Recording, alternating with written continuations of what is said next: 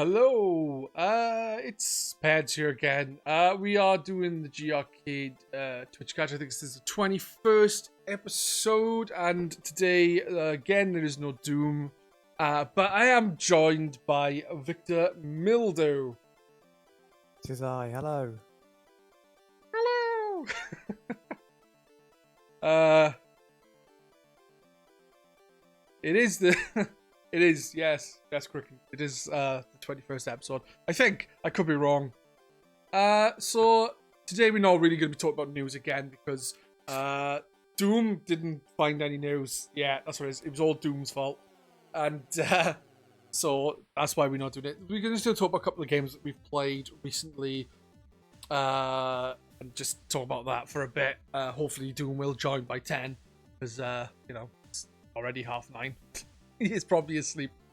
Anyway, how are you doing, Victor? I'm very good. I'm refreshed from an evening of playing Drive Club, which is why I forgot to come on here. So I got a bit engrossed. Drive Club, surprising actually. I would have thought you would have been on your PC with the VR stuff and that. No, we've just. Oh, this is interesting. So prepare to fall asleep.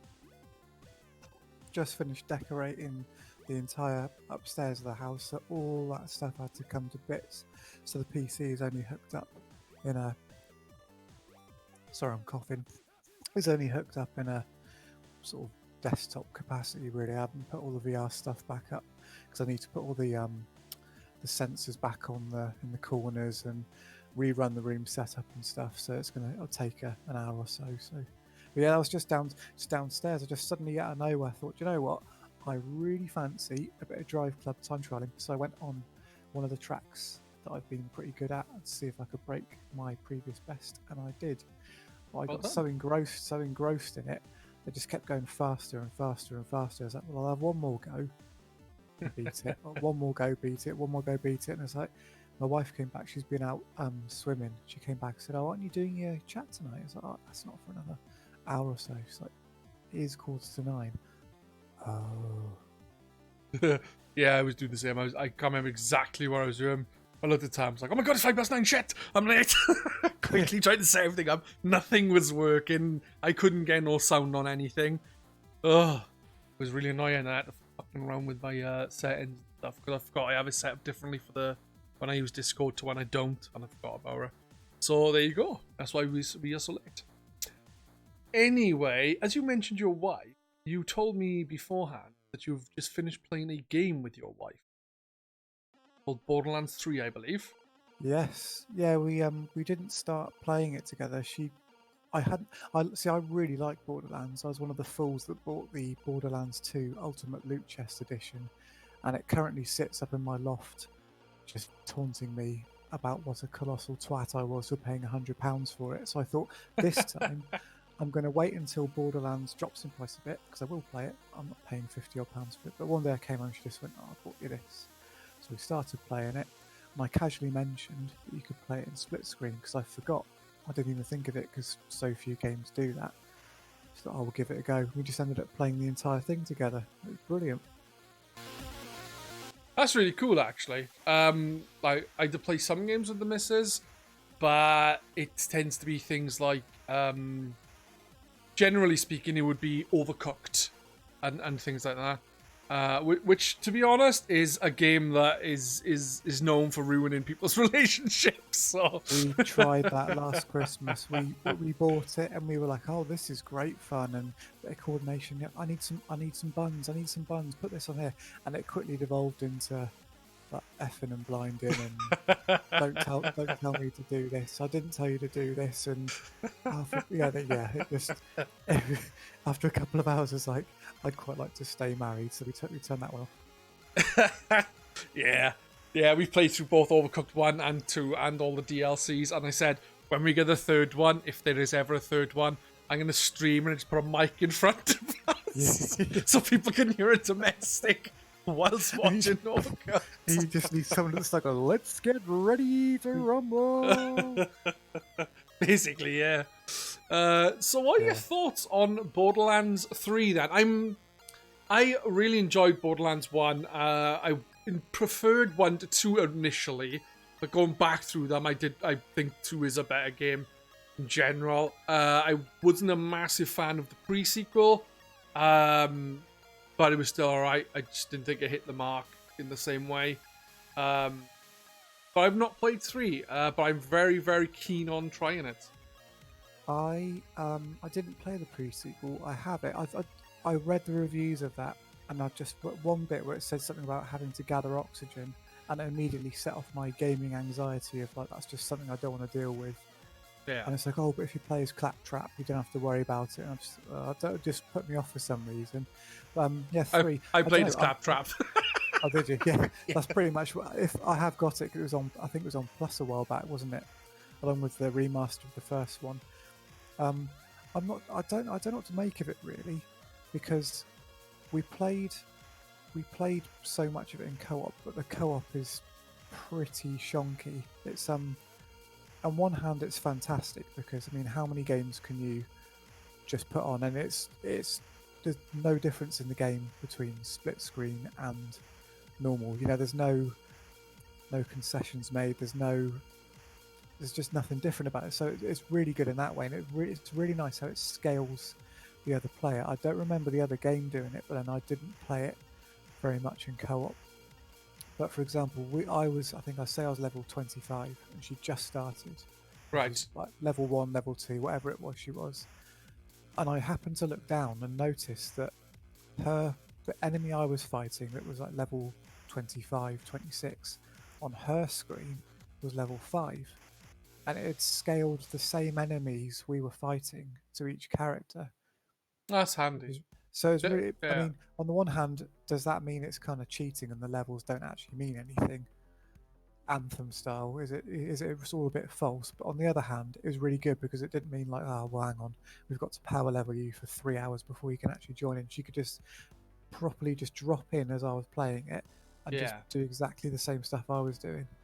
Yeah, no, I get what you're saying actually about level, but not meaning much. But at the same time, I think it does it so you can play with people. But you still have a bit of a challenge for yourself without the level dropping for you. So you still have you do like the same percentage of damage, for example, as your other half. So it still stays equal, if you know what I mean. Yeah, I think that's what it was. But the actual performance, I mean, it was PlayStation 4 Pro. God only knows what the performance would be like on a base one, because it was pretty shit. I mean, the actual, when you're running and gunning, I don't know, 30 frames per second, like perfectly acceptable, no slowdown, brilliant. As soon as you went into any menus, and it actually does it a bit in single player as well, because all the gun models, instead of being little pictures, they're the actual 3D models. You click the right stick and then they go and zoom into the screen for you to view them. It seems to just jam up. So you press the touchpad to go into a menu or one of the vending machines, and the whole game will just freeze for seconds on end for both of you, and just do like a 1 frame every half a second transition. So if you're selling things at a machine, every time you sell one of those things, the game freezes. It's really, really, it made things like going to a vending machine a complete and utter chore, because it's like, right, stop what you're doing, because I'm going to go and buy something, and it's going to make you fighting awful. That is surprising, like that a menu would do it. Hey, there's loads of action, it's not too bad. Quick, press start. No! I know, it's really, it just stayed right till the end. And we had, I wouldn't say any glitches, but a few things that were just taking the edge off it, because it's a really polished game. It looks fantastic. It's great. I mean, but it's really funny because the ending, it's no spoiler at all. It's the ending when the credits rolled, it glitched. So what happened was the credits screen came up, but it did it in my top part of the screen, but slightly disproportionate. So it was like a third of the screen at the top was the credits rolling, and then her screen was active down the bottom with no UI on it, but she could run around. I was like, this is fucking stupid. This is blatantly not supposed to be happening. So she went, oh, I know what I'll do. I'll quit out of the game and restore it to full screen. Brilliant. Did that, and then it just skipped the ending. So after all that, I didn't actually get to see the ending, and I wouldn't have done it. Couldn't believe it. Oh, awful. It could have been worse, but damn. Imagine going through, I don't know how many hours you played altogether. Say you went through 20, 30 hours of gamage. Yeah, And then it's like, probably hey, look at the about end. that. No, we're skipping it. Yeah, I couldn't believe it. Especially because their games, they like to pretend they've got a big story going on, but really it's just sort of press the blue, press the green glowy thing, and something happens. There's no real puzzle solving or real interaction. So it was like, oh, here's a big ending. Here's a big dramatic thing. It's like, I can't see any of it. Oh, I'll quit out. Skips it. Oh, for Christ's sake. Yeah, I don't know. I'm not too sure about it. I mean, I loved being able to play it with her all the way through. It's a really nice thing to be able to do, and she was really keen to play it. She said, "Oh, let's play that tonight." And oh yeah, that's a good idea. A good couple of hours on that, but I don't know if I'd have enjoyed it as much playing on my own, because it's very, very similar to the other ones. I mean, you know what you're getting with them, but it doesn't do anything different. There's nothing in there where you think, oh wow, this is such a great addition. There's a different way it deals with skill trees and things. You've got a choice of 3 skill trees, but it's really just the same thing it's always been. It depends how much you like that, I suppose. Yeah, I played through 1, 2, and pre-sequel with my brother-in-law.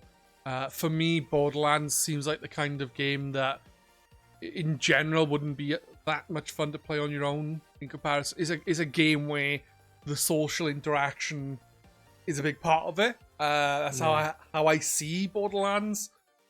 So for me playing on my own, I probably would get bored.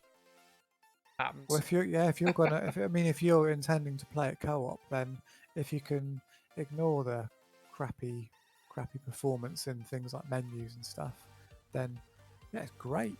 I mean, it's just the same thing you've played 3 times previously. Yeah. But if you enjoy that, then you're gonna. The only thing that annoys me about it is, for all the talk of all the gajillion guns and guns just spurting out of enemies and stuff, it's very rare that you actually pick one of those up and go, oh, that's a good gun, and swap. You tend to get a decent gun at some point, whether Stick it's a with it red, for a while, just stick with it because it's so much better than any of the other ones. I find that with a lot of games where it's like random loot stuff. It's like you come across one item, you're like, yeah, I'm sticking with it. I think that was what they tried to deal with Breath of the Wild. I know it's a different game with the weapon system there, with the degradable stuff, but I think for a lot of people it was a big issue. But I find that with Borderlands, like the first one, I stuck with very specific weapons most of the way through. I would only change it if I had a decent upgrade, which wasn't that often. And then I end up getting loads of Iridian weapons, and I was just like, yeah, I'm going to use these because they're fucking so much better than the rest of them. Yeah, that's what. What annoys me as well, the golden chest thing. With the skull keys. I've opened about 5. I got about 5 keys in total, and I think the first time I opened it, the guns I got from there were so good that I used those for a good third of the game, I reckon, until they were just obsolete, and then I replaced them with just a normal bog standard drop. But those guns were crap. The ones I replaced, they weren't fun. They were just like, well, it does a bit more damage than my legendary did.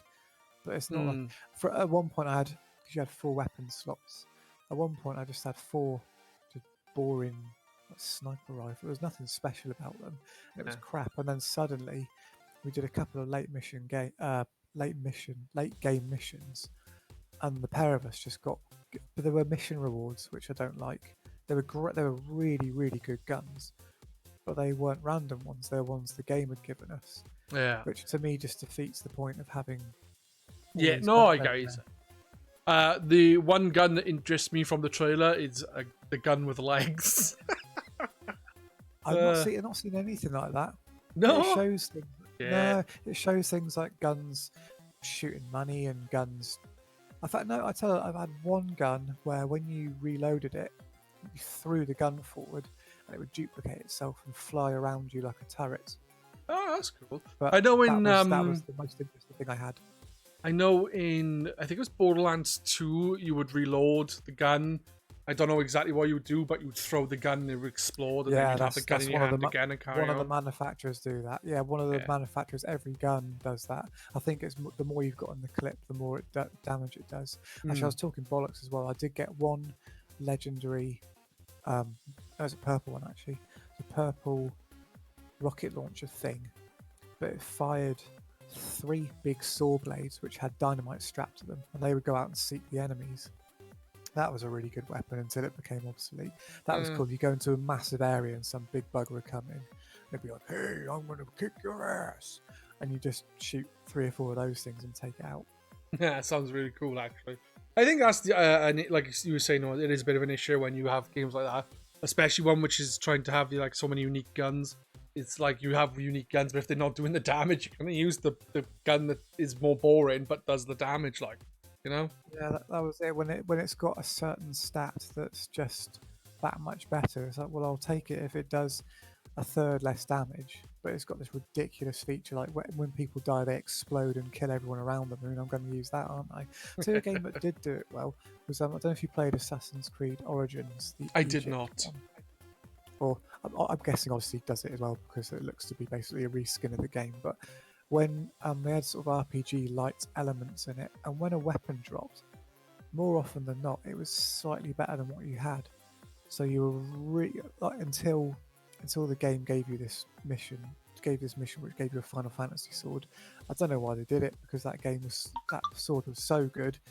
I ended up using it till the end of the game, but until then, I was constantly changing weapons, and it was really good fun because you'd see a chest or something, and you go, "Oh, look in it," because there'll be something useful in it. Whereas Borderlands, there's so many ammo chests about. It's pointless. You open them, you don't use any of it. They've got health pickups. Don't need them. And not once did I ever use a health pickup.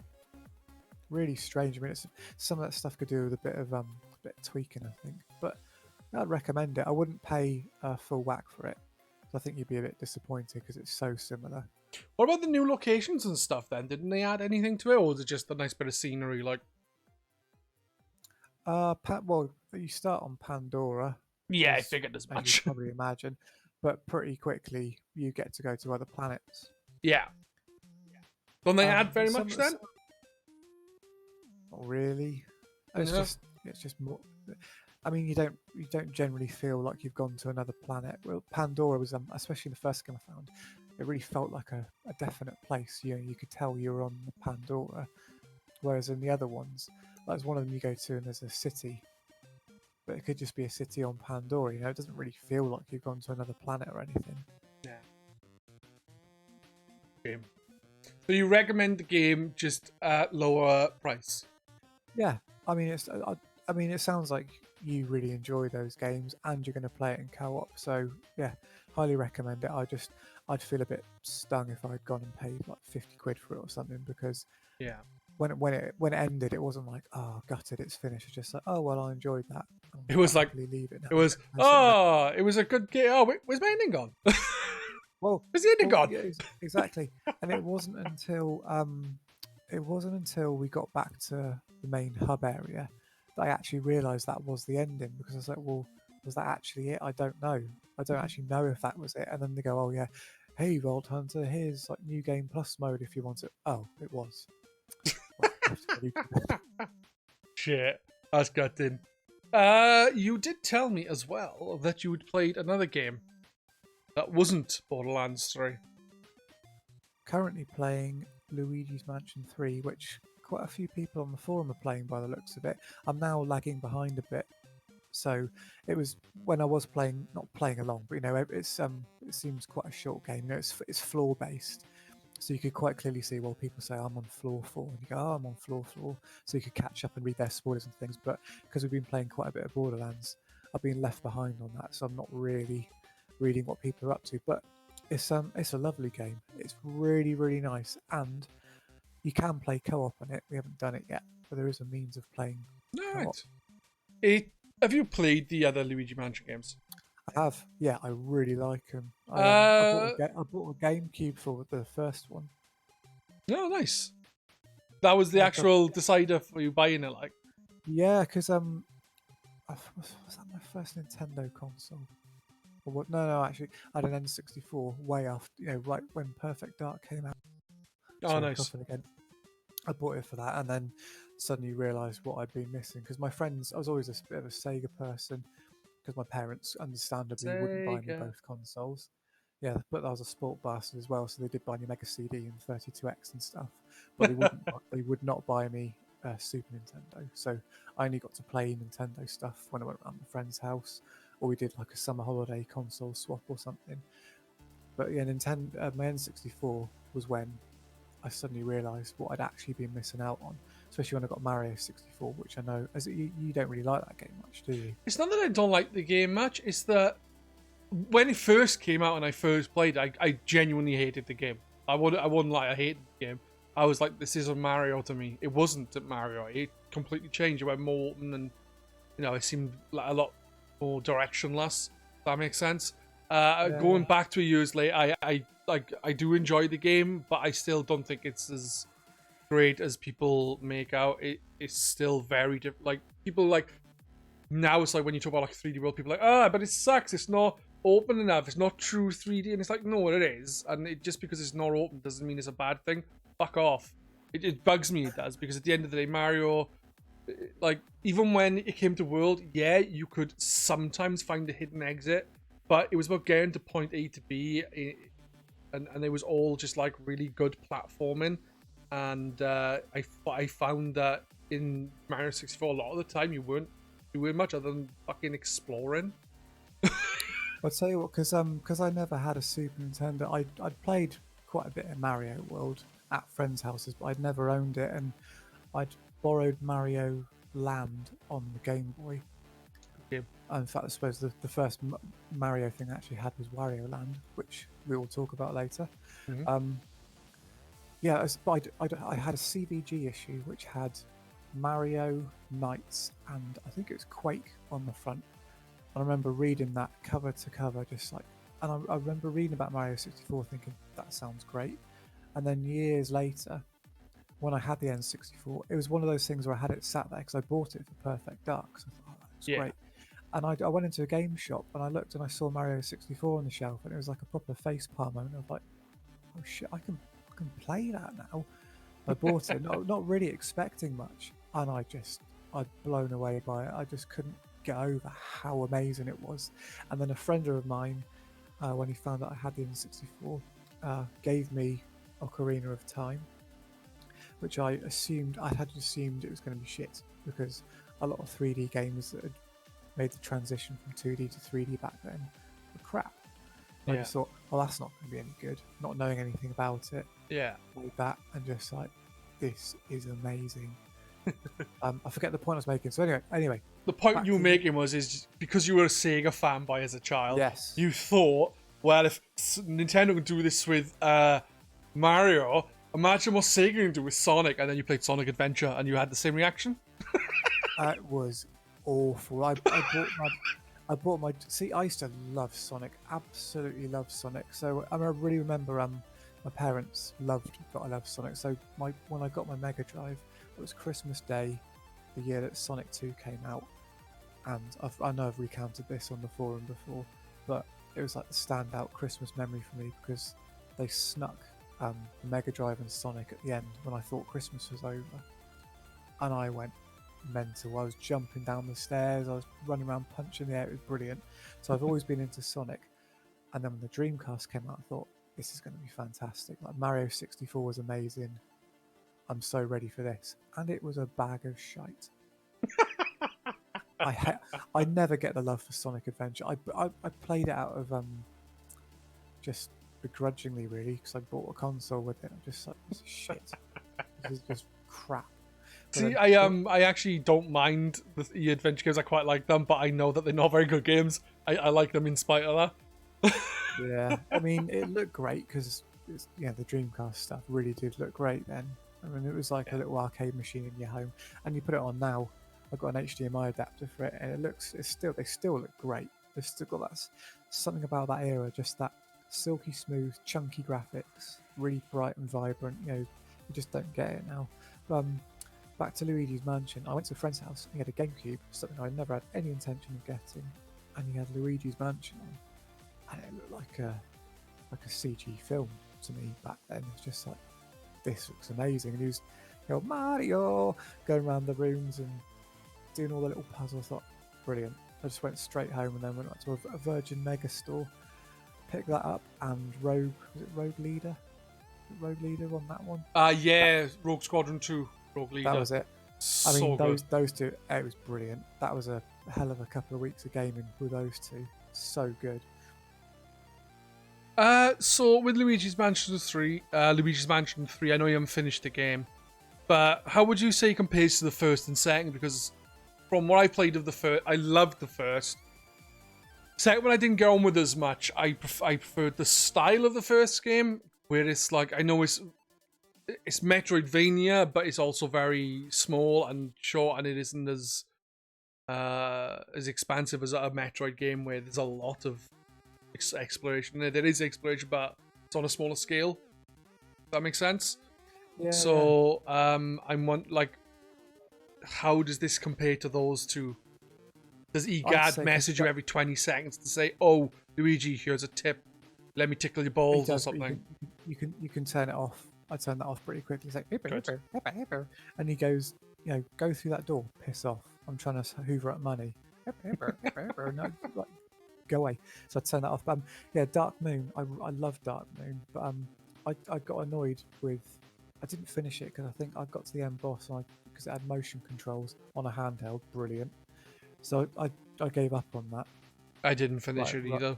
Right at the end, purely because of the motion controls. But I didn't like the way it kicked you out of, once you'd done what EGAD had sent you to do, it brought you back to the thing, and I wanted to carry on looking around the mansion. So this one, I'd say, it's very visually like the second one. It looks fantastic. I mean, it looks like a CG, Toy Story-esque. It just looks so lovely, but it's more like the style of the first one, where you have the hotel. It's a hotel you're in, not a mansion this time. Yeah. And all the floors, and each floor is its own self-contained theme, and they just leave you to it. The aim of it being to get to the boss of each floor, get an item which allows you to then progress to other ones. But what you do within there, it's completely up to you to sort yourself out. The only thing I really wish they bring back from the first game, is each room being more of a self-contained puzzle. So you remember you go in and there'd be a baby's cot or something. So you think, okay, I've got to rock the cradle to piss the baby off to then catch it. Whereas in this one, apart from the boss, it's back to the old, just generic. Here's a couple of blue ghosts, or here's a gold ghost, or here's a red one. I wish there was a little bit more puzzling to get the ghosts to come out, rather than just them appearing out of a drawer or something. But the themes of each level is brilliant so far. I mean, you'll see people talking about floor 8 being a standout moment, and when you get there, you'll know it's just like, this is so good. I can't recommend it enough at this point. I mean, I really need to get to it. God damn it! Shit, but it's really well worth it. Why did you have to say it was so good? I was always, it's all right, get to it at some point. But now it's like, great, now I'm gonna have to get that, you bastards. It's got that Nintendo charm that you just can't put your finger on. It's unmistakably Nintendo. I love it. I love that it's quite clearly a short game. It's nice to play a game that's comfortable and being a short, bite-sized sections. You can do a floor. Some floors are bigger than others, but you can do a floor in about an hour. Some of them are like 15 minutes. Great. Oh, that's not bad. Jawa4 in the comments has asked, have you seen Luigi in the game yet? Yes, you see that pretty early on. Luigi is an item you get given. It's like an ability. And that's where the co-op opens up. As soon as Luigi is unlocked, which I think is within the first couple of floors, so maybe the first half hour, 40 minutes of the game. Once that's open, you can then play in co-op. So you can either have him come out and you control him and switch between the two, or the second player can just control him. Oh, that's cool. See, the thing is like Nintendo, like this seems a bit better, but like back on like Galaxy and stuff, Nintendo were trying to implement co-op into the games, but they did it with like you can have the second controller using the Wii remote to collect star bits and stuff. But this actually seems like something a bit more, substantial.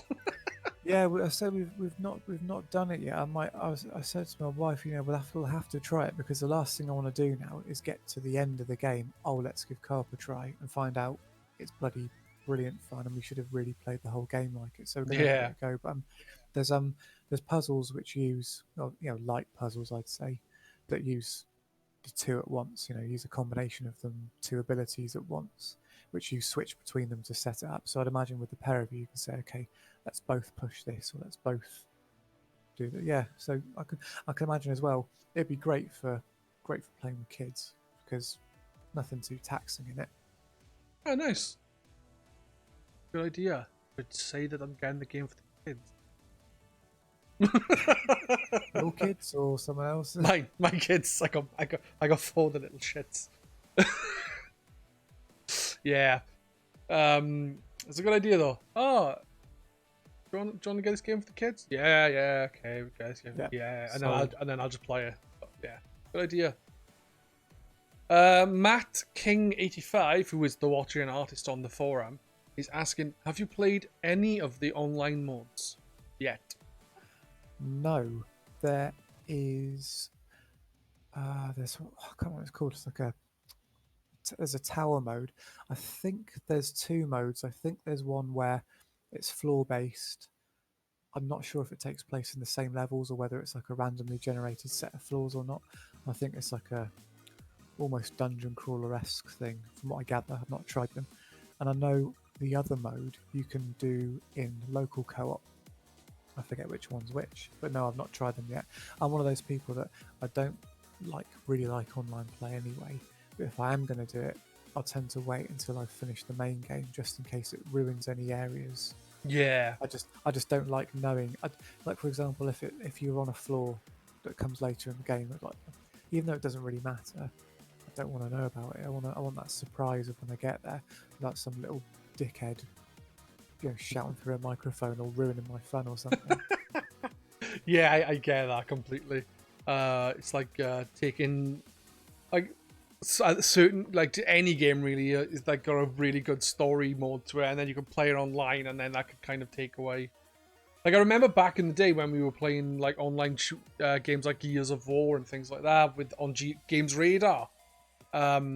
A lot of the people wouldn't play online until they finished the campaign, because they didn't want to know any of the characters that might be played.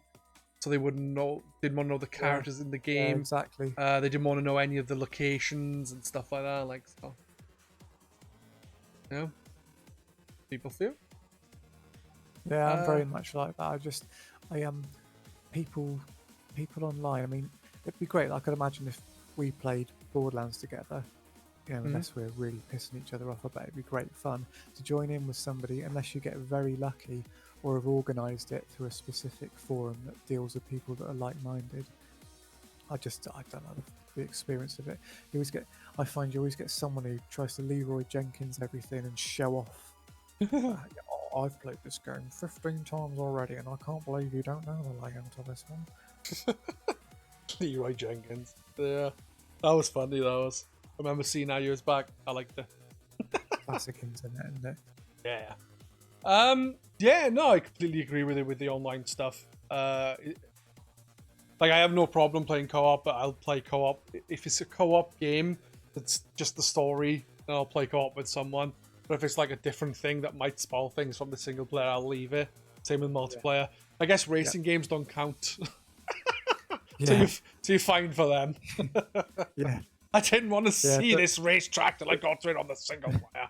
God damn it! But people still ruin it in that. Like if you've got someone just being a tosser in a particular type of, someone who's just not playing the game playing the game properly. You know what I mean? Where you're supposed to play it in a certain way to help each other. That's the aim of it, and someone's just ruining it.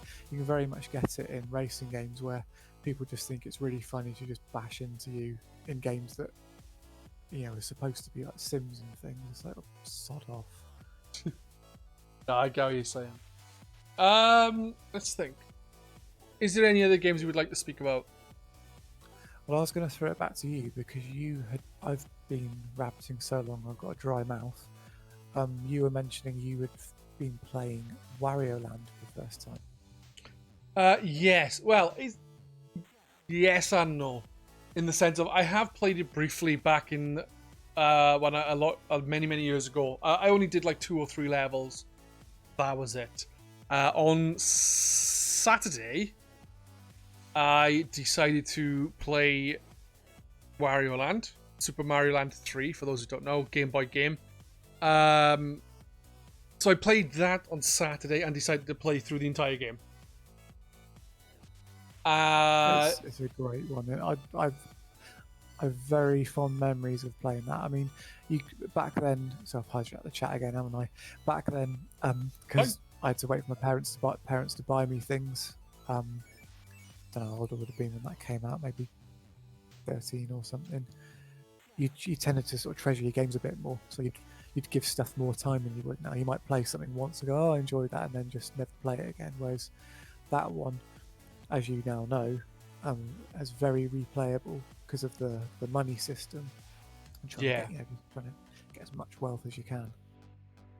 Well, I played through the game, and to be honest, I actually found it, like, I played through Super Mario Land 2 for Retro Monday not that long ago, and I didn't die through the entire game until I got to a castle where you take on Wario, and I lost about 50 lives on that one fucking stage, because that is such a massive difficulty spike.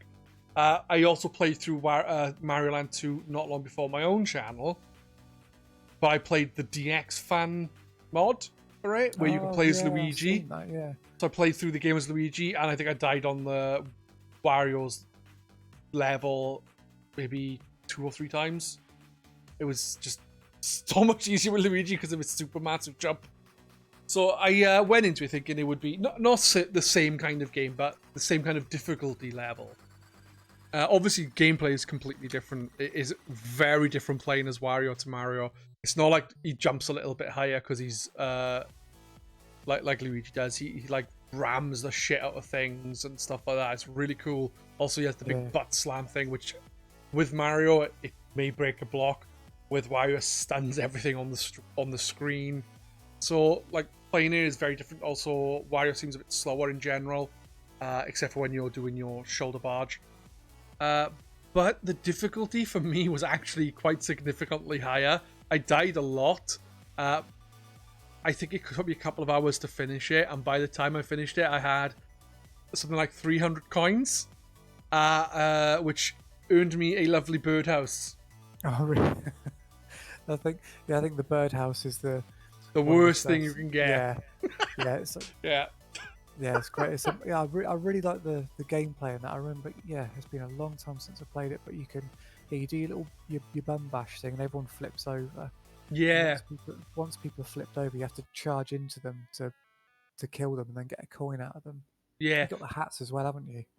Yeah, the hats are like one with horns, which you can stick into things, and also it lets you butt slam things, I believe. As well as what looks like some kind of aeroplane hat. I just said it's the bunny hat with the ears on his side and a rocket back.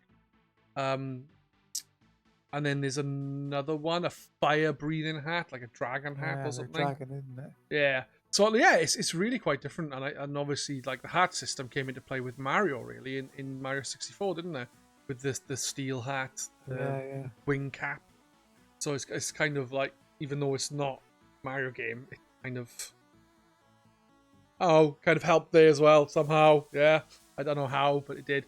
But like what I was doing is a lot of the time I jump on an enemy, and then what I would do is walk into them, and then you pick them up, and I just throw them at another enemy. So it's kind of like a mixture of Mario and Super Mario 2 in that sense, because you're picking up enemies and throwing them at things, which you would do in Super Mario Brothers 2 for the NES, well, the Western version. Yeah, I tell you what I really liked as well. It's got those skull doors that you have to put a coin into to unlock. Yeah, that was surprising. It's like here's your checkpoint, but to use the checkpoint, you have to use your most valued thing, your money. Yeah, I think it's like 10 coins for just to open it. Like cheeky game. Is that the one where I can't remember if that's the one where there's chests and you pick them up and he shakes them and then all the money comes out. Or am I thinking of something else? I think that's a different Wario game. Yeah, I remember chests being in there, but you would have to carry a key to the chest and use the key. I think I found one and unlocked one treasure. It was a crown, and then I died and game overed, I think, and lost it. And I was like, oh well. Like, I'd seen a few other chests, I'd seen a few other keys, but I was just like, I can't be bothered to go back with the key to the chest because I'm lazy. And also, sorry, I was saying, is that also when you're talking about a crown? I don't know if I'm remembering the other game. You get the crown if you manage to wear it to the end of the level, you get the money for it.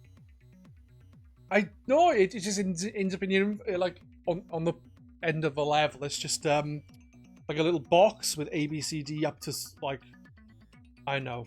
Yeah. Up to something like T, and it was just in the C section. It just appeared in that inventory thing. So it didn't do anything. But the ending was really cool. It's like, I don't want to spoil it for people who haven't played it, but the game is like 9,000 years old, so tough. What I really enjoyed was, like, get to the boss, and there's some woman. Pirate woman. I was like, oh look, it's Risky Boots, because I was making a joke about Shantae. You know, because the boss is... Oh my god, it's Doom! Hello. How you doing, Doom? I'm very good, thanks. How are you? We are well. Hello. Hey guys, Doom has joined us. We were in the middle of talking about Wario Land for the Game Boy. Have you played Wario Land, Doom? Sorry, what was that? I was... off. I think he's cutting out again, guys. Hello. Hey, Doom. We were talking about Wario Land. We are. I just wondered if you played which it. one? The first Wario Land, Super Mario Land 3. Oh, Game Boy one. Yeah. I've had some experience on the game, but very, very little. It was, I think I borrowed it from a friend, maybe played it. I had maybe had a day or two out of it, but it was such a long time ago. I don't really remember. I do remember it being quite different. You know, like it was a very unique game, as memory serves me. But yeah, you know, I really enjoyed it. I think the one I played most was the GameCube version. That's the one I'd say I played most. Yeah. I haven't played it. Well, I was speaking about the end of the game. A couple of years, you don't know any spoilers from this game that came out in the 90s. You beat this woman who's a pirate-looking person. She summons a genie. You kill the genie. You beat a woman. That's the final task, is it? Yeah, you beat a woman. Wario just walks in and goes, and beats a woman. Everyone in the chat's now downloading a ROM. Damn it. So you beat the final boss, which is actually a genie. The woman rubs the lamp and a genie pops out. So after you beat that, you blow up the castle, and then you're standing in front of the castle as the smoke disappears, and it looks like a massive statue of Peach. And then you just see this little aeroplane coming across with Mario, and then it just takes and flies off. It's like, you what? But then you, at the end, you make a wish from the genie, and depending on how much money you get, it depends on what you get. And I was saying, I wonder if this is set before Mario Land 2, and if the best ending is you get Mario's castle, and that's why he kicks you out of it at the end of Super Mario Land 2. But I don't think that's the case. Because I wanted to know what the best ending was, I did be naughty and look online on YouTube to see what the best ending was. And we decided that this is the reason why Majora's Mask happened. Oh, okay. So it's not the Rise of Skynet then? That's not the best possible ending, is it? No. You get the world, if I remember. You get the world with Wario's face on, I think it was. It's the world. I thought it was the moon. Could be. It's the moon. Moon with Wario's face, and that is exactly what you see in Majora's Mask. Yes. I know it's not Wario's face exactly, but it's close enough. It's almost slash around it. So it's like an artist's interpretation of Wario's face on a moon. Exactly. Yeah, I really enjoyed Wario Land, and I think it was a thoroughly enjoyable game. Anyone who likes Wario And a similar-ish kind of game to Mario would do well to play the games. I have played one, and I think it was to completion, and I've played a bit of some of them, but the other one that I've spent a bit of time was like the fourth game or the third game on DBA. I played that for like an hour or so for Retro Monday. That seemed really cool, actually. And I did start, but I haven't cracked on with Shake Dimension for the Wii, which is lovely to look at, if nothing else. Never played it. It's funny. I'm quite like that with some games where like how much I liked or loved it really, Wario Land, but then I never played any of the other ones. No? Never thought, oh, okay, never. In fact, there's one with the Ambassador program, or rather the, as I like to call it, the haha you sucker, you bought a 3DS for full price program. There's one on there. I think it's on there, isn't it? I tried it and I just didn't really get on with it. That's fair enough. I know someone was complaining before about like I think it was Kix, aka Stay Dead, was complaining about the way they changed Wario to be basically like a weaker than he was in previous games somehow, and he wasn't happy with that. But you know, as I've not really got a massive frame of reference, I can't really say. So yeah, Wario Land is one of the games I've actually finished recently. Sunday I finished another game. Do you want to know what it is? Go on then. It's Jurassic Park the Lost... No, sorry. It's Sonic Lost World. Basically, Sonic walks out of his house and then loses the world. And the game ends. Oh, great. Very interesting. Loses the world. Well, it's called Lost World, so you must have lost it. Yeah, I guess. Does a glitch manage to happen in that short space of time? For all I know, right, the glitch could have been losing the world, and I should have had more to do. Nah, I played through it. I think I ended up putting about 6 hours into it in total. I can't remember exactly. I actually started when I was streaming games. I've got to. I started using Live Split. It's used by speedrunners to do splits for these speedruns. I've started using it just to see how long I'm playing the games for. So I haven't got like a splits. I've just got a final time. And I decided to start using that to do it. So I think it was around 6 hours I put into it. The game is visually quite appealing. It's really nice, vibrant. It's nice to play a Sonic game, which most of them tend to have like shitty robots and stuff now. Especially adventure and stuff, because Boom and Sonic 06 were the last two I played. This has like lots of the badniks from various Sonic games. Other different type of badniks. And it's really quite cool in that respect. The gameplay's alright. It's actually definitely one of the better 3D Sonic games. I played it on PC. I forgot that it was 60 Hz only. And my TV can do 60 Hz at 120. 60 Hz at 4K or 120 Hz at 1080. So I leave it 1080 naturally for the 120 frames. But with that game, I meant to up it to 4K because it meant I would have had a nice looking game, but I'm an idiot and I forgot. So, yeah, I think it was a good game. Have any of you played Lost World? No, I've just a second put a long play of it on YouTube because I couldn't remember which one which one it was. But I'm looking Mario at Galaxy-esque. Yeah, I was just about to say it looks very much like Mario Galaxy, but with none of the charm. It's actually quite a good game. Yeah, it looks alright. The issues are, I would say, what are they called? The Zeti? They're annoying as fuck.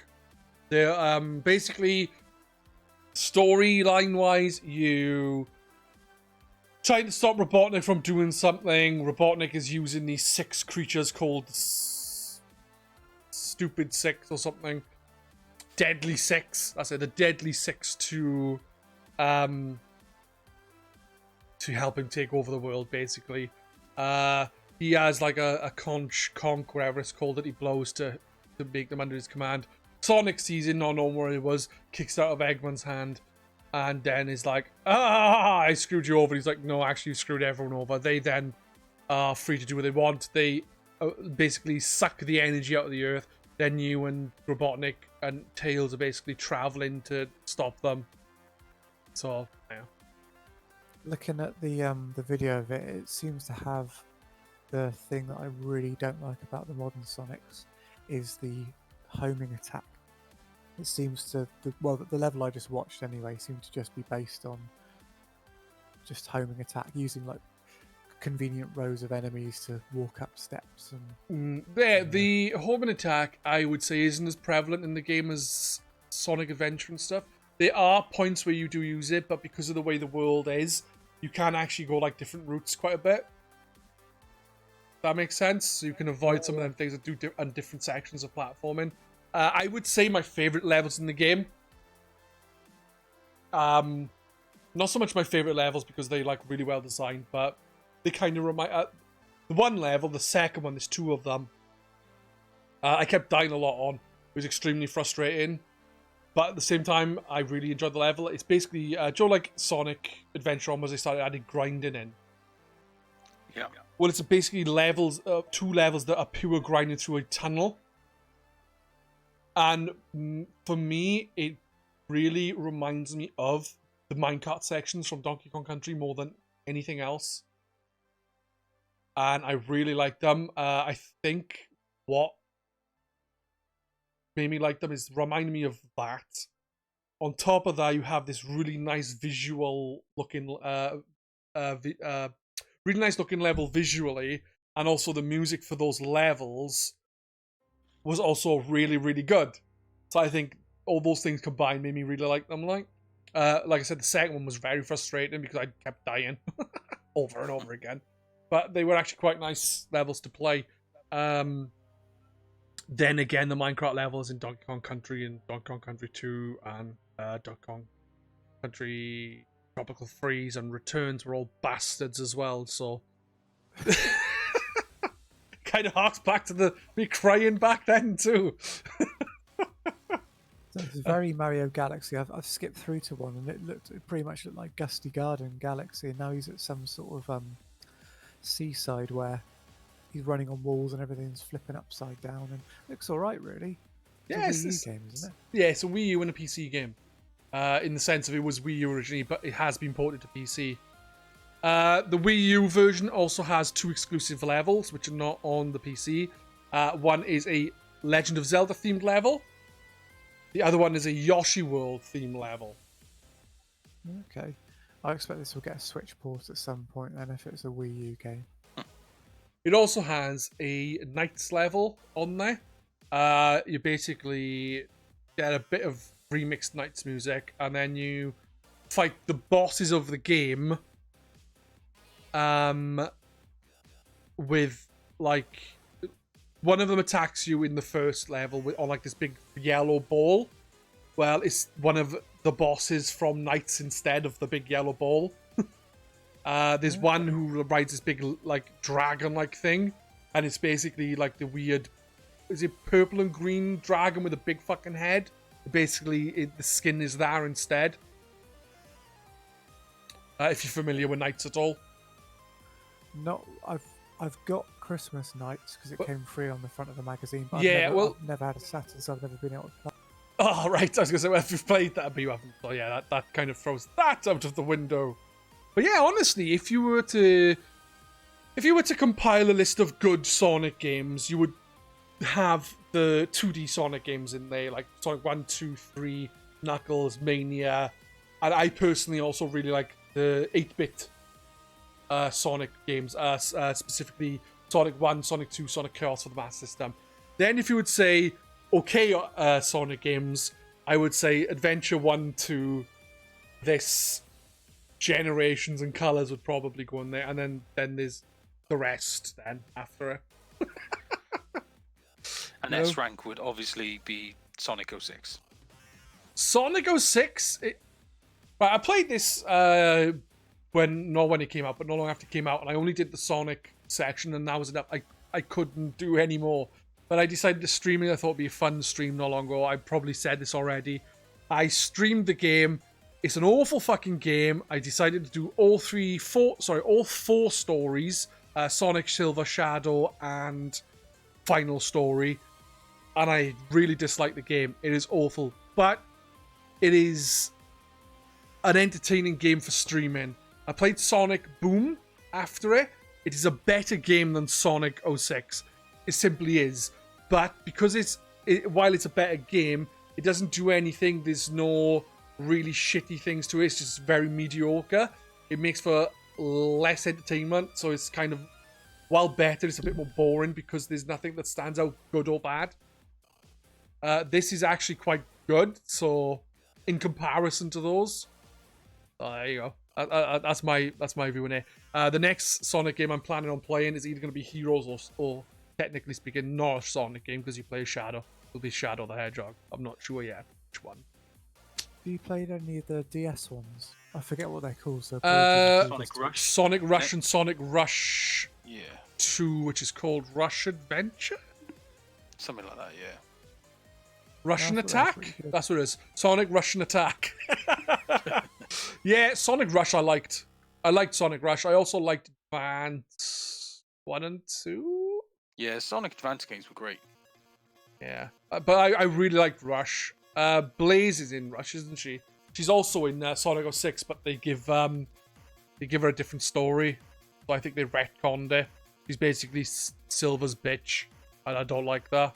Whereas in Sonic Rush, she's like her own person. She kind of got the same attitude as Knuckles, though. Just less stupid.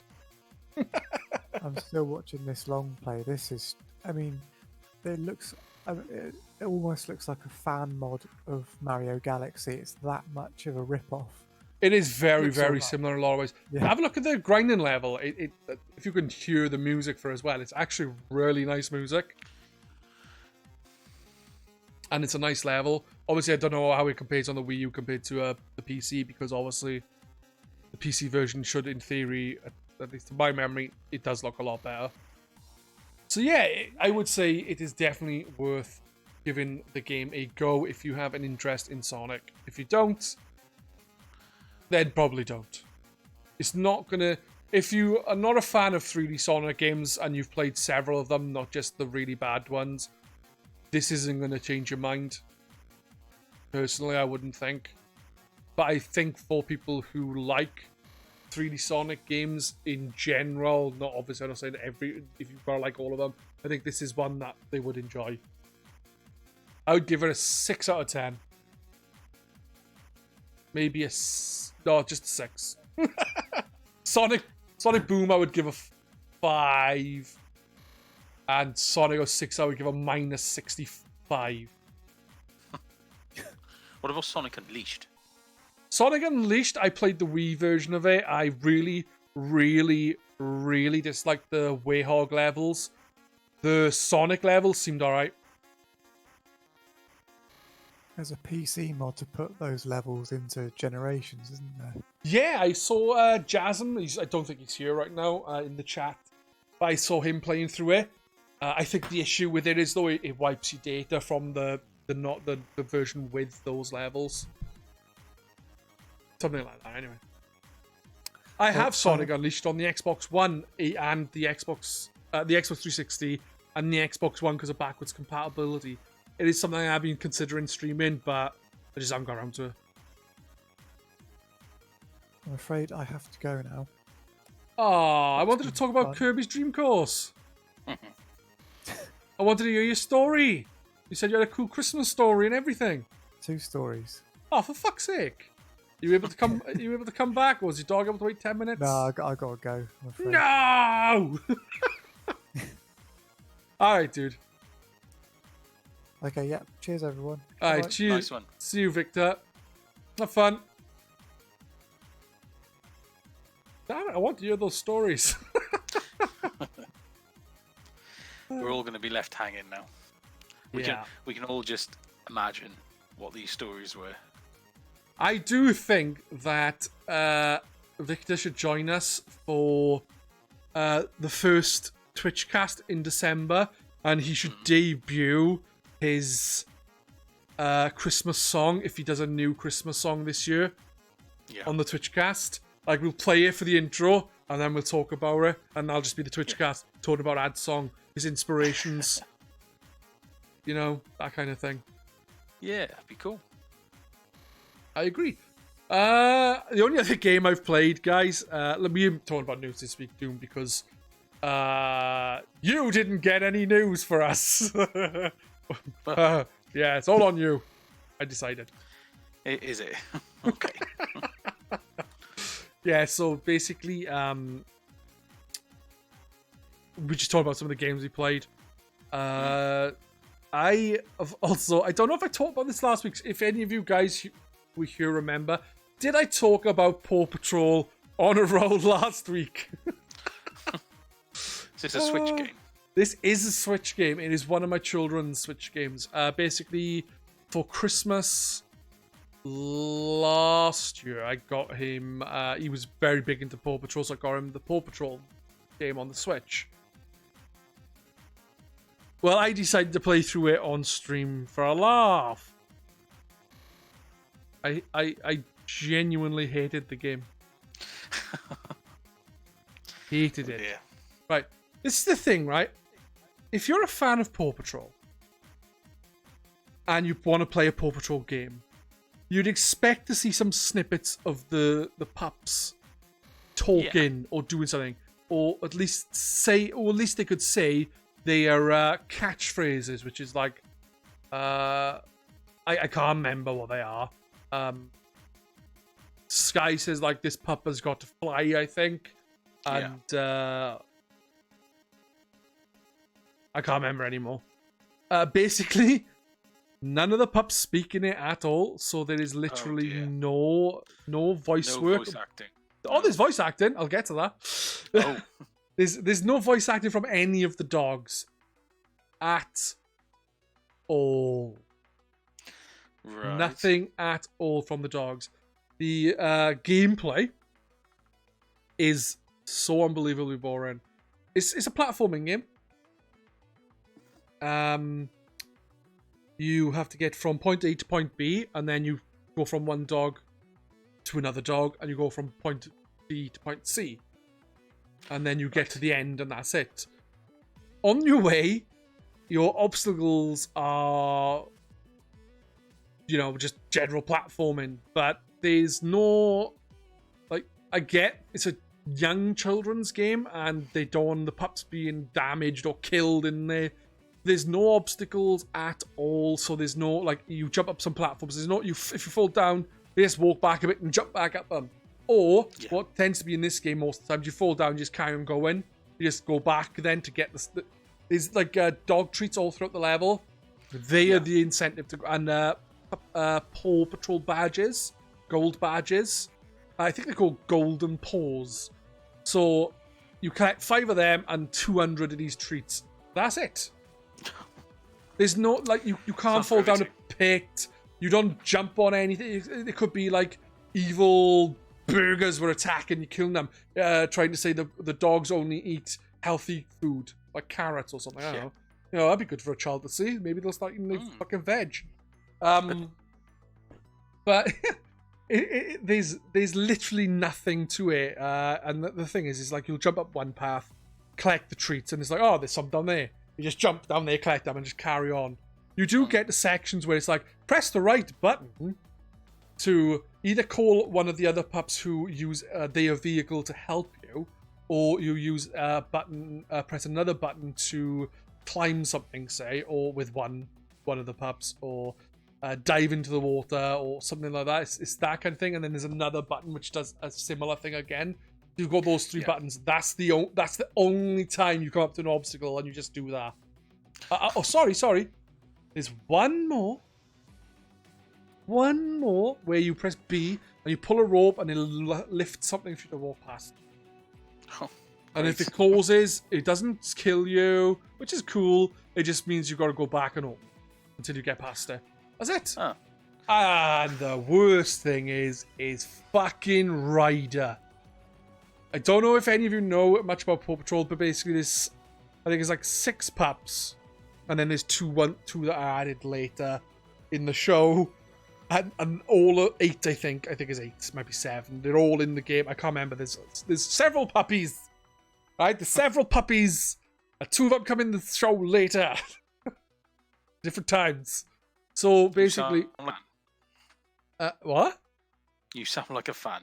Yeah, right. Well, like I actually seen quite a bit of the show simply because my kid used to watch it like all the time. Yeah. So basically, you've got these pups, and then you have the person who's with them is called Ryder, and he's like a child, I think, who controls the Paw Patrol, runs Paw Patrol. I don't know. And he is the person who talks to you. He basically you start the mission. You see the mission list.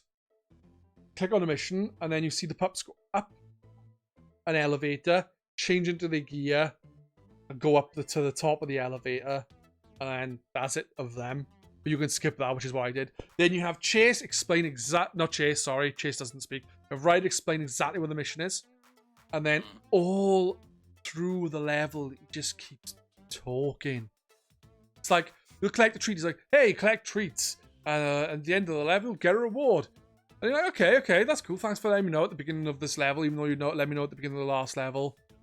And then it's like 10 treats later, it's like, hey, collect treats. You're like, really? By the end, you've heard him say about 30 times, oh, I hear a blah, blah, blah. You should do that. And it's constant. He doesn't shut the fuck up. Honestly, there is literally no need for that. I guess they must have paid him, the voice actor. I don't know if it's the right voice actor, but they must have paid him to do a couple of lines. Thought, well, that was quite expensive. Let's just fucking shove her in shit tons so we at least get our money's worth. Yeah. That's the only or they must think children are so fucking brain dead that they forget what they are meant to do from getting from the first treat to the second treat. Bearing in mind, there are 200 treats in the level. So there's a treat every 2 fucking steps. So he's literally just follow the breadcrumbs to the end. Yeah. And occasionally press a button to open something. What age would you say this game's aged at? -6. Even a sperm could play it. So my unborn baby could probably play this game and succeed. And yeah, there's no way they could fail. No, seriously, I think it's obviously aimed at like 3-year-olds, like maybe younger. Yeah. But god damn, it is fucking awful. There are 2 different sections. I forgot about this. There's a flying section when you go sky, and then there's a underwater section where you play as Zuma. I think that's his name. Right. So the flying section, lovely blue sky, some clouds, some seagulls. What happens if you hit a seagull? Ooh. You get hurt? No! You slow down slightly. I think you're going to say, like, you kiss it or something. No. What happens if you go into a cloud? Oh, let me guess. You slow down a bit? You do slow down ever so slightly. And the controls are fucking abysmal. Right. There's this underwater section with Zuma, yeah? I think it's Zuma. Yeah. I'm going to say Zuma. I don't know if that's right. It is Zuma. There's seaweed and fish. Great. What happens if you hit a fish? Ooh, you drown? No, you slow down. Remember, You know there's no time limits. There's No. no time limits. There's no reason why slowing you down would bother you at all. In fact, getting slowed down in certain sections because of how shit the controls are makes it easier for you to get the fucking biscuits that you might miss. What happens if you hit the seaweed? Do you get tangled up and fucking explode? I'm going to go on a limb and say you slow down a bit. Yep. You slow down a little bit. Yeah, me. I don't get it. It's like it slows you down, but there's no time thing. There's not even like a thing. Let's say do the like. Oh, let's do a time trial version of the level. It is slowing you down has no consequences other than maybe making it a little bit easier for you to get one of the biscuits or the shields. they should introduce the hardcore mode into the game, where if you miss a single biscuit, the puppy explodes. They should. Do you know what they should do? They should do so if the fish are happy, right? They bite you, and after 5 fish, you just restart the section. You don't have to die. You get a boo boo. Marshall goes and gives the boo boo a kiss, and he's better. That'd be fine. Like, or but maybe the seaweed, you should get with piranhas. Yeah, they should. Or they should change the seaweed to the seaweed from Turtles in the NES game. So every time you touch it, you get fucking electrocuted. All those, maybe they should replace seaweed with like those underwater mines to take out subs. Yeah. One of those. Boom. Your puppy gets blown to high heaven. Yeah, and in the sky, instead of seagulls, it should be fucking Lancaster bombers or something.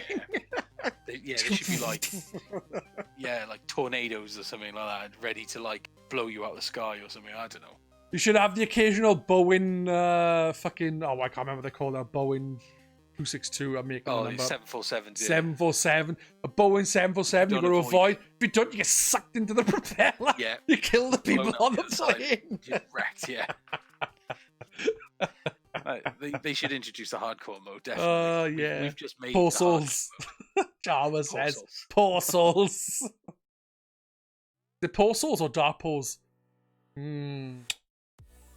So I tell you what I think we all would like to see is if you learn the game so well that you can speedrun it. I think everyone in chat would like to see you speedrun that game. I would like to. Do you know what, Doom? Right? Yeah. If you can find a copy for really cheap somewhere, I would like to see you just put in an hour. I want to see if you have any hair left. Not because you're going bald or any other reason other than hearing Ryder's voice so much in an hour will make you rip your fucking hair out. Yeah. To be fair, with that game, speedrunning would be pointless because unless there's glitches, you constantly run at a specific speed. Yeah. There doesn't seem to be any ultimate path to take because most of it's flat. Oh, right. It just seems so unambitious in every respect. Like, I get that it's for younger children, but it seems to be that they're not idiots, though, are they? It does seem like it's made for pure idiots. Yeah. You know, and like the show is quite like in this. It's like get to the end, help the person who broke their leg. Fair enough. But in the show, it's got like a moral. It's one of those kind of shows that has like one of the pups or something in the show has like some kind of issue. And by the end, like even if it's like, oh, I'm not very good at my job, and then by the end they do something that proves they are good at their job. There's like this whole moral or like little tiny story arc. So there's something to it, but this game is just like, oh, someone's fallen over. Get to there and make sure his leg's okay. And then, don't forget the treats. Don't forget the treats. Don't forget the treats. Don't forget the treats. Oh, I hear a bell. Oh, don't forget the treats. Remember, they've hurt their fucking leg. Oh, don't forget the treats. I hope they swear like that. I hope to God they swear like that. That'd be wonderful. It would make the kids, you know, riders. You wouldn't. You're playing the game for like. Them for it, would you? No, you're playing the game. It's like 2 hours in. Ryder goes, "Oh, for fuck's sake, just get the fucking treats." Deary me. Stupid fucking so game. what you're saying, if I'm getting a hint of this, so correct me if I'm wrong, but what you're saying is that this game might the game of the year short list for game of the year. No, it probably is game of the year. If it is, that'd be wonderful. It's up there with Zool and Sonic 06 for best games ever. Amazing. Yeah, I don't understand why you were so late, because they say more and I told them you were asleep. I had an evening in with Sean. We haven't had a proper evening together for a while, so I was like, oh, I better perform my husbandly duties. All right, okay. To a progressively pregnant wife. So it is more awkward performing your husbandly duties to a pregnant person. Oh yes. Oh yes. You start getting inventive. Let's just put it that way. You start finding ways around things. She'd come in and smack her on the fucking head now. Oi, listen! Sorry, she's asleep. I'm alright. On, please. You're not having a PM, you dirty bastard. So yeah, that's have you why I was a been little playing bit- much? Have you been playing much yourself, man? I have been absolutely smashing Modern Warfare. I got to be honest. What else have I been playing? What I'll do is I'll list off the games that I've played, and then I'll just kind of go through a little bit, you know. So the games I've played recently, with Modern Warfare. Right. How's that going? Pardon me. Is it? I'm not Does gonna it lie. follow on from Modern Warfare 3 then? Because it's got. No, it's a reboot, total reboot. Oh. Total reboot. It's quite good. I'm not gonna lie. The campaign's actually really good. It's really short, like shorter than normal Call of Duty ones. But I'm not gonna lie, it's pretty good. But yeah. So it's. I don't want to say the word glitchy mess, but it kind of is. It's not a glitchy mess, but they've got some very, very annoying glitches, which really they should have worked out way before it came out. Like, for instance, up until... It didn't happen to me the other day, but up until the other day, Modern Warfare has got an issue with the Xbox One X in particular, where it hard crashes the Xbox One X, not the other Xboxes, just the X. And you'll just be in the middle of the game freezes, the game quits, and then your whole Xbox shuts down. And then you've got to start it up as if you've like taken the plug out the back type thing. So it takes a while to load up. Some people apparently have been reporting that this has happened to them like 20 times, but like in a night. But if I think that's a bit In a inflated. night? At the end of the day, that's probably people inflating it to make it seem worse than what it is. You're never going to put up with that 20 times in a night. It's happened to me 3 or 4 times in a night in one session. The first time in that one particular night, I got past the loading screen to the main menu, game crashed, reset the Xbox. A couple of games I got in, a few games later crashed again, got back in, a few games later crashed again. So I've had good nights, and I've had some good nights where I get no crashes, and I get other ones where I get like crashes per night. The spawns are fucked. For instance, my mate's Legendary Slam, Big Grum. otherwise known as Fake Grum, he, for instance, was killed by a Molotov the other day. He respawned back into the flames of the Molotov and died again. Like, the respawn, you're meant to be taken away from the action. So the spawns are fucked, to say the least. There was issues with challenges not being tracked, but now they are. They fixed that. So yeah, I'm not gonna lie. Real Grum would have been powered up by the flames.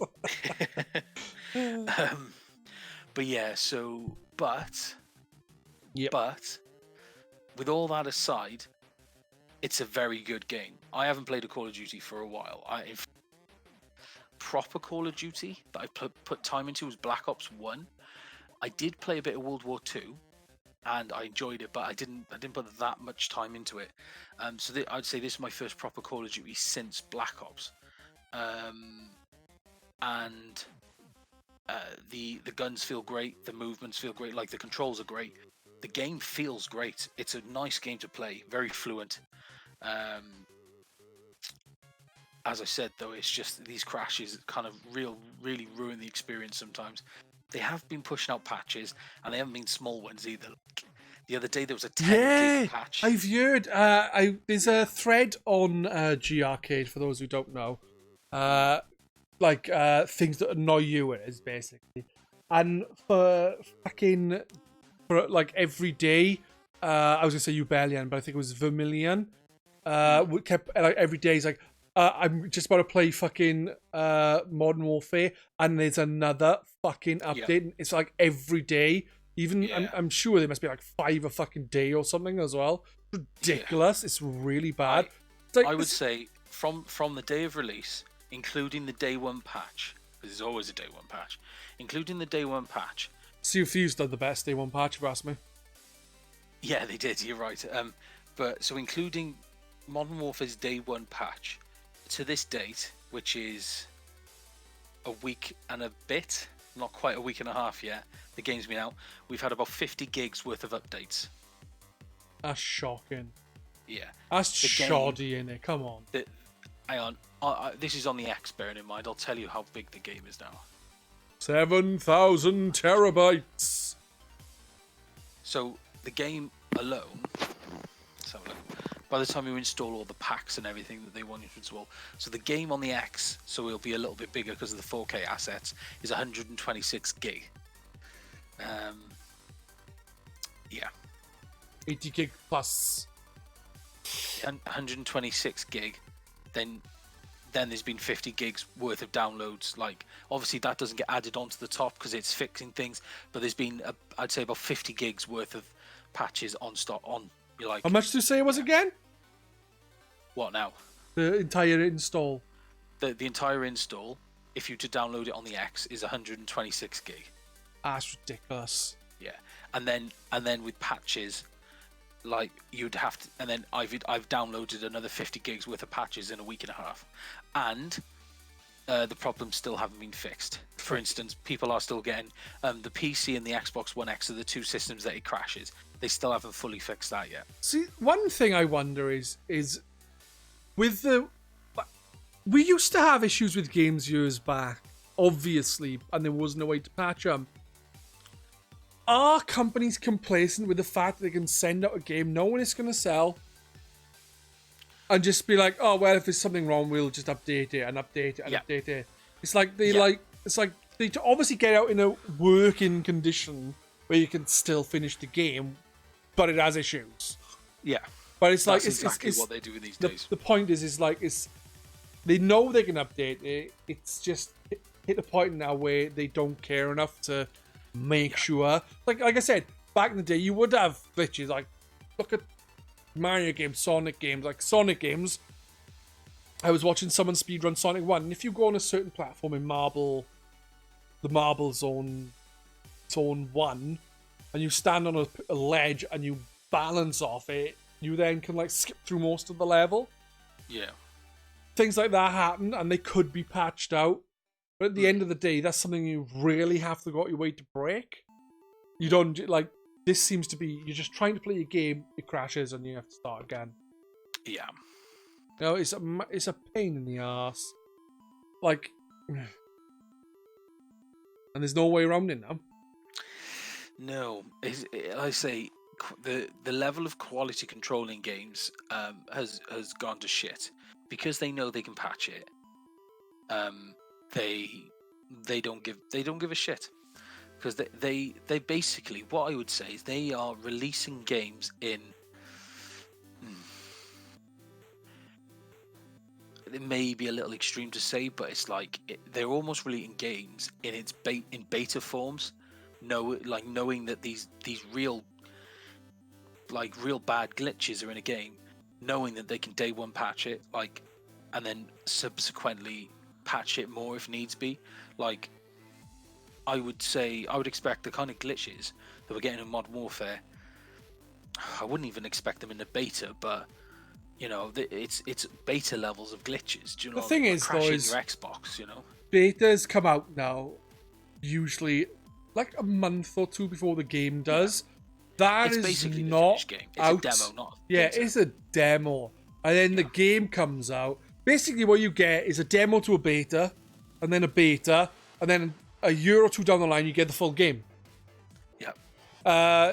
Matt says, and it's become part of the games as a service concept too. Oh, and the beta demos a week before release is bullshit. Yeah. And Jazz, it's part of the reason I don't buy disc versions anymore. The disc is just a download key nowadays. It is, as it is. Yes, unfortunately. Would you argue that Some games though, like the Switch is quite good for download. Yeah, there are updates. I was just about to say. For some of the just stuff. about to say. Would you say the Switch, Nintendo are kind of the exceptions to this rule because you don't Obviously, get these massive patches and you don't. You do get some patches and stuff, but Yeah. like, I think there's some of the games on there which are on like, it comes out on version 1 point something or 0 point something, and then it's on like 0.01. They've had like 1 or 2 patches in the couple of years they've been out, and it's to fix something that is pretty minor. To fix minor things. Yeah. Like so, I'd say maybe especially Nintendo's quite a few of the indie games are like that as well, actually. Yeah. Well, in a way, they can't afford to have that reputation, I guess. So their quality control, and dare I say it, maybe there's a bit more pride in their work. And I'm only saying that from the perspective that these indie developers, it's usually a small team, if not just 1 or 2 guys, who's got to do everything. So like, they want the game to be as good as it can be. So that and they don't have publishers breathing down their necks to rush a game out, so they can afford to take their time. And do you know what I mean? Like, I'm not saying the developers at I don't know, Infinity Ward don't love what they do and have a passion for it, but I'm just saying, like, the indie developers have the ability to put their passion into a game because they're not rushed by the publishers. Do you know what I mean? Yeah, Cricken says indie developers need to build a reputation unlike bigger ones. That is also another thing. But I think another big factor is, as Doom is saying, is where like the company who's doing the game has to then are forced a lot of the time to release a game in an unfinished state because of the publishers, and the publishers are answering to board members as well. So it's all shareholders, isn't it? At the end of the day, it's still to do with the shareholders, keep them happy, and that means the problem is if that game is released in an unfinished state and it doesn't do very well, that studio could then be out on their fucking asses because the publishers wouldn't listen and say, give us an extra 6 months. Yeah. It's like, you lose a little bit of money for 6 months, but you'll have a better game which will sell better because it'll be higher rated and stuff. And it's like, well, no, that's not good enough. We want our money now. It's very short-sighted. And it's funny how certain developers as well, like, just as an example, Ubisoft are a great example of this, aren't they? Obviously, their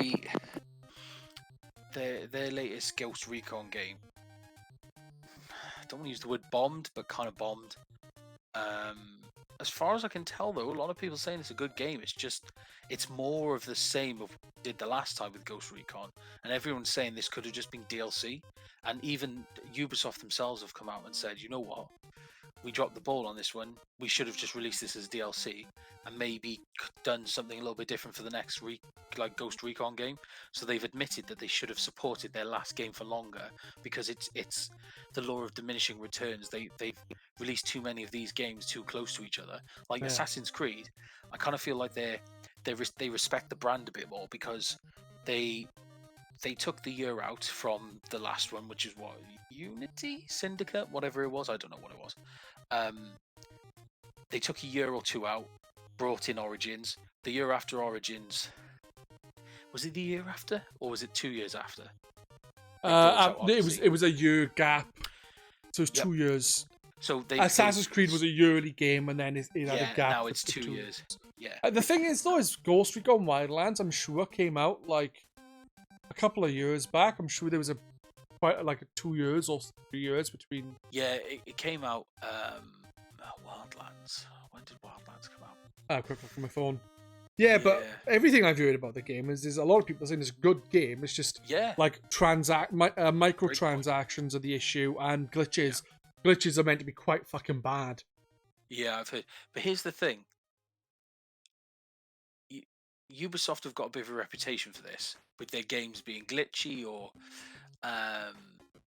they've got questionable, like... Came out on the 7th of March 2017, so it's been 2.5 years since the last Ghost Recon. Yeah, but obviously the fan base wasn't prepared for another one, I guess. That's the kind of... Yeah, maybe that's. I reckon it's the issue. I reckon the bigger issue is that they come out in such a shitty, shoddy state. Yeah, I think if and it this come is what I out was as gonna really say. polished, I think people wouldn't have been much of a problem. Like, Yeah, and this is what obviously, I I haven't was gonna say. played this and never finished Wildlands. I can't really comment. Yeah. Like, but It's just, yeah, exactly. Neither have I. But my point being is, this game came out in not great condition. Other games have been known. Was it Syndicate or Unity? It's one of the two where like people's faces were missing, so you just see eyes and Unity, teeth. yeah, that was fucking It was a great. fucking mess. But I'm not being funny. Let's be fair. One of the best games you can buy on on the Switch, is Mario Kingdom, Mario Rabbids. Yeah, Mario plus Rabbids Kingdom Battle That's Kingdom Battles. is a very, very good game. It's a great game. In fact, it's one of the games that I would recommend people buy because it's so good. Oh, see you, Java. Yeah, I never finished the game because I'm fucking awful for finishing the game. But I really enjoyed it. It's very much like a very light-hearted, fun version of something like XCOM. Exactly what I was going to say. I couldn't remember. I was thinking, it wasn't in my head. I was thinking SOCOM, but SOCOM is nothing like it. No, but it's a great game, and that was a Ubisoft game. Okay. Nintendo basically gave them the rights to use it and probably laid the law down with them and said, "You fuck this up, you're in trouble." Like, they have a very good relationship with Ubisoft, though, to be fair. Nintendo do now. They do. So, not a great friendship as with EA. Remember when EA come on E3 one year and said, "We've got such we and Nintendo have got such a special relationship," and then they like send out some shitty games to die and then not do anything on the Wii U. It's like, yeah, real good relationship.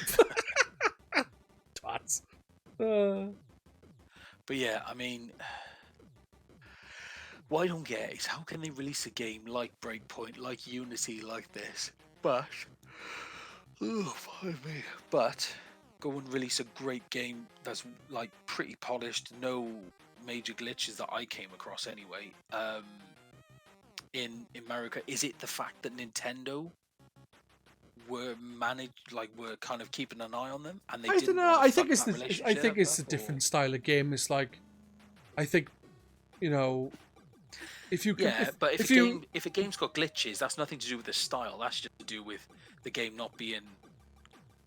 No. I don't mean like style. I think it's more like because of the style and it's more scope. Breakpoint, Wildlands, Assassin's Creed. They're very big open world games. Mario and Rabbids is also Matt is saying he heard that Mario and Rabbids started life as a Wii U project, so would have been worked on for a long time. Yeah. So may have had a lot longer time being worked on. But I think when you have such a vast game, it's like I don't know how you would do a game so massive and have very little in the way of issues, glitches and bugs and stuff.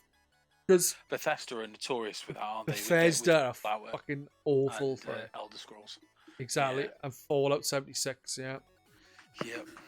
Wasn't there a bug that charges people $100 to play on their own for a year? That is fucking ridiculous. Hey, guess what? We'll remove the servers for you, but you got to pay $100 for it. Yeah, what? It's like we'll make it so there's less work for us. But you got to give us money, so I can be lazy. Fuck off. I don't know if that is the case. It just seems like that's what it's like. Yeah, we'll make it. We'll do it so that you don't have to be online and somehow charge you for that. It's like it's one thing Xbox going and PlayStation going. We're gonna charge you £40 a year so you can play online. So we're gonna charge you $100 a year to not let you play online. Yeah. Bethesda's just taken the. They've taken that and have just gone, yes, let's see how far we push this. I think, Joe, I genuinely believe Bethesda have realised how fucking gullible their fan base are and they've just fucking took the piss. Sorry, Joe, if you're still there. forgot Jawa bought the $100 thing. I was only joking, Jawa. I didn't mean it. No, I don't understand why anyone would do it, to be honest. But if people enjoy it, it's up to them. It's their money. Yeah. I wouldn't begrudge anyone for wasting their money. I waste mine all the time. But yeah, I think that is the case, though. I think it's scope of a game, and obviously depending on how long it's gone and so on and so forth. Yeah, I get that. But still. But I think Unity, when it, like after a year or something, I think it was considered to be quite a good game in the end because the glitches were, a lot of it was sorted. Like when I played it, it wasn't straight away. It was a little bit after it came out. But I did have some glitches, like in the game you can like hide in certain things. So like I hid in more look like an outhouse, and then all of a sudden I just fell through the floor and I was like falling in the ether. Like what the fuck? Another time I was playing online with my brother-in-law. I think I was playing online. I might not have been. I'm not sure. And like I was in like in the rafters in a house or building at least, and I accidentally like I pressed the button to jump down off it, and I got stuck in the roof. So half of me was out of the fucking roof, and half of me was inside the building. Deary me. So I like the thing. Like I genuinely think like the bigger the game is you're gonna need a bigger team. Problems. You're gonna need a bigger team of fucking play testers to get to everything. Yeah. So I think that's the issue. But no, But we are the playtesters now. That's the thing. Exactly. We are free play testers. We don't get paid. Why spend money? Why pay somebody to test a game when you can put it out and let the community test it for you, apologize, and then just patch it? No. Yeah. What the best one is for people on PC. We know you can do mods, so you figure out the issues, then you make free mods to distribute to everyone while we sit back and rip in the money. Yeah.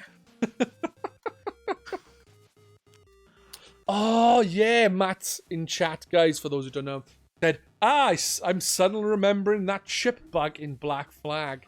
I believe Matt showed me the issue he had, and like there was, if I remember correctly, you walked away the ship was gone, and there would just be this massive hole in the sea where the ship should be. Damn. And I'm sure that it happened a few times. I think one time all of a sudden it just rose out of the sea, and I'm sure another time it fell from the sky. Something like that. If only I was able to show it to you all. Matt will tell me if I'm wrong. It was a while back now, a few years back. So there you go. Anything else you've been playing then? I have been playing a Switch game a lot called Farm Together. I think we've all established by now that I like farming games. And yeah, I kind of fancied one. And I kind of did a little bit of research. This was 2 or 3 weeks ago now, and decided to pick this up. And I tweeted about it, and I stand by it. That and Stardew Valley are, off the top of my head, probably the most relaxing and humbling games I've ever played. It's just so nice to play. You just it's a small little indie company who made it from Spain. They've had music done by a professional musician, like an independent musician, and it's just everything about the game. The music is great. It like Stardew Valley. It adds so much to the game, the type of music that's added depending on the season and that. Yeah. And it's one of those that there is no end to the game. You plant crops, you harvest them, you expand, you buy animals, you look after them. Do you know what I mean? That's all you got to do. But it is honestly one of the most relaxing games. I'll pick it up, and it's one of those games that if you want, you can pick it up for 10 minutes, or if you want, you can pick it up for 10 hours. It makes no difference. You can either do a little bit or a lot. There's no pressure, and it's just so nice to play. It's just so relaxing. And yeah, genuinely one of the most humbling type of games I think I've ever played, and I've thoroughly enjoyed it. And yeah, it's been rated quite highly on Steam as well. And basically, the idea is called Farm Together because it encourages you to work like farm together. Funny enough, so you've got your own farm, and as soon as you join, you can close it if you want, but most people will keep their farms open. Anybody can join you basically and help you. Yep. But by them helping you, they gain a 2 times speed boost for their things to grow or harvest or whatever it is. So the more they help you, the more they help themselves, because you can have some crops that the way a game works, once you plant something, you could leave the game and it will continue to grow. It won't just stop. So sometimes I'll get up in the morning before I go to work, and if I'm away for a 14-hour shift, I might look. The seasons change every 17 minutes as well, so you get the full cycle of season. So you might go on, join the game, and you're in summer, turn it off, come back half an hour later or whatever it is, and you could be in winter by that point, you know. So I'll just jump on, find crops that will grow in about 14 hours or so, plant them, turn it off, go to work, come back, and they've grown, and I can just pick them up, harvest them and that. So it adds a real interesting dynamic to the game. And like I said, they encourage you to jump into other people's farms. There's a little logbook that you can like sign just to let people know you've been there and you help them, and you're helping them make money for their farm while also getting this 2 times speed thing, which you can stack up to an hour, I think it is. So yeah, it's just like I said, it's a very humble game. There's no, you've got full control over your farm in terms of you can control what the randoms do. So if you don't want them spending all your money and potentially like trolling you that way, you can make them like only be able to harvest rather than plant, which costs money. Harvesting costs nothing. It makes you money because as you harvest it, you sell the product straight away. So you've got full control. So you can prevent the trolls from messing your farm up. Oh, that's good. And it's just, as I said, I can't speak highly enough of it. It's one of the most relaxing games I've ever played. And if you like farming games, if anyone in chat likes farming, honestly, I'd check it out. It's... Well, I have made a Stardew Valley, because I was saying to you about playing Stardew Valley. I made a Stardew Valley overlay. Those that haven't seen it, it is this one. Yeah. It's a great overlay. I like it a lot. For me and Doom to play Stardew Valley. You've got Stardew Valley on the Switch? I do indeed. Great. Perfect. We can do a... yeah, that's... Honestly, that is a great... I love that. That Stardew Valley thing. Yeah, I really like Stardew Valley. I just haven't put enough time into it. When I was playing, I was doing 1 day at a time in the game. So it's only like 15 minutes at a time.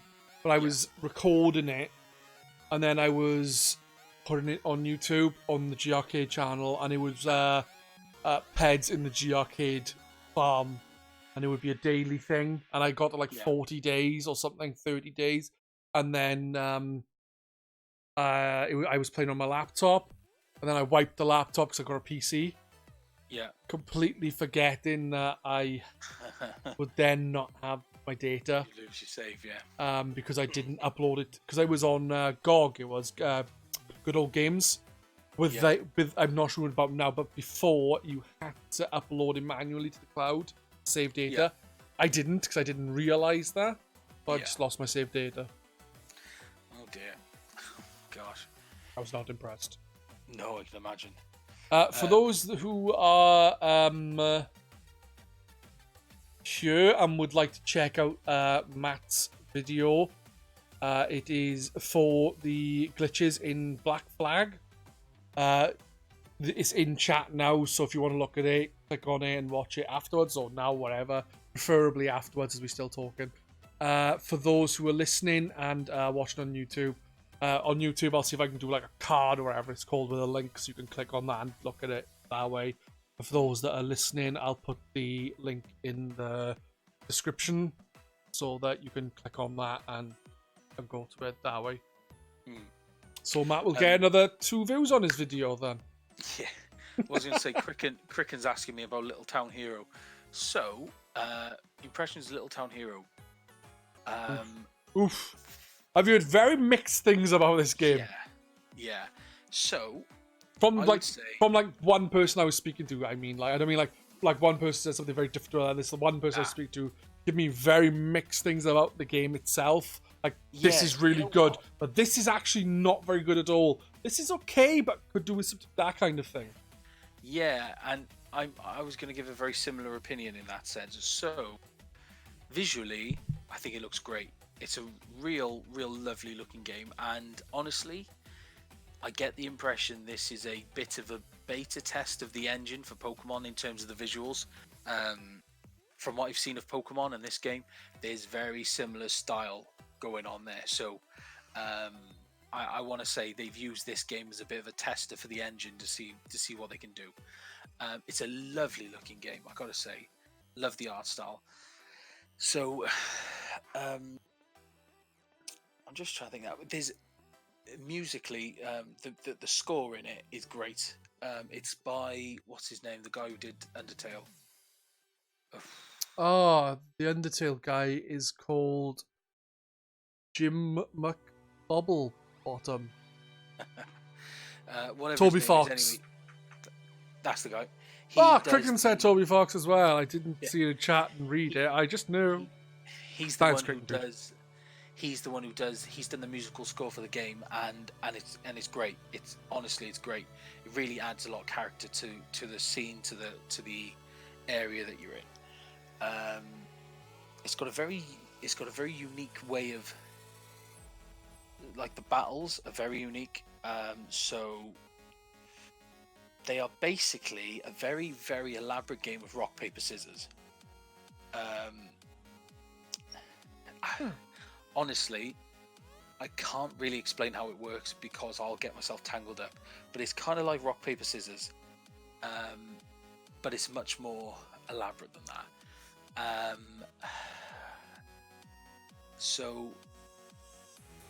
One sec. Cricken says they said their main team was working on Little Town Hero and they B team on Pokemon. They probably changed it during development, I reckon. Wouldn't surprise me. It may be a very small, short game as well, then. Or am I wrong? It is. No, it is definitely a shorter game. It's I would say, I haven't completed it. I would say it's a 15-hour game, maybe. You know, it's not a 60-70 hour game by no means.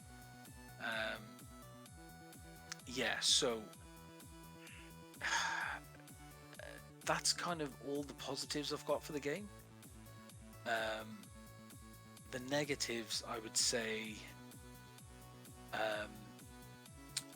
with the fighting mechanic, the rock, paper, scissors, it's very unique, it's interesting, it's very tactical, but every fight takes, you know, you're not getting through a fight in 5 minutes, put it that way.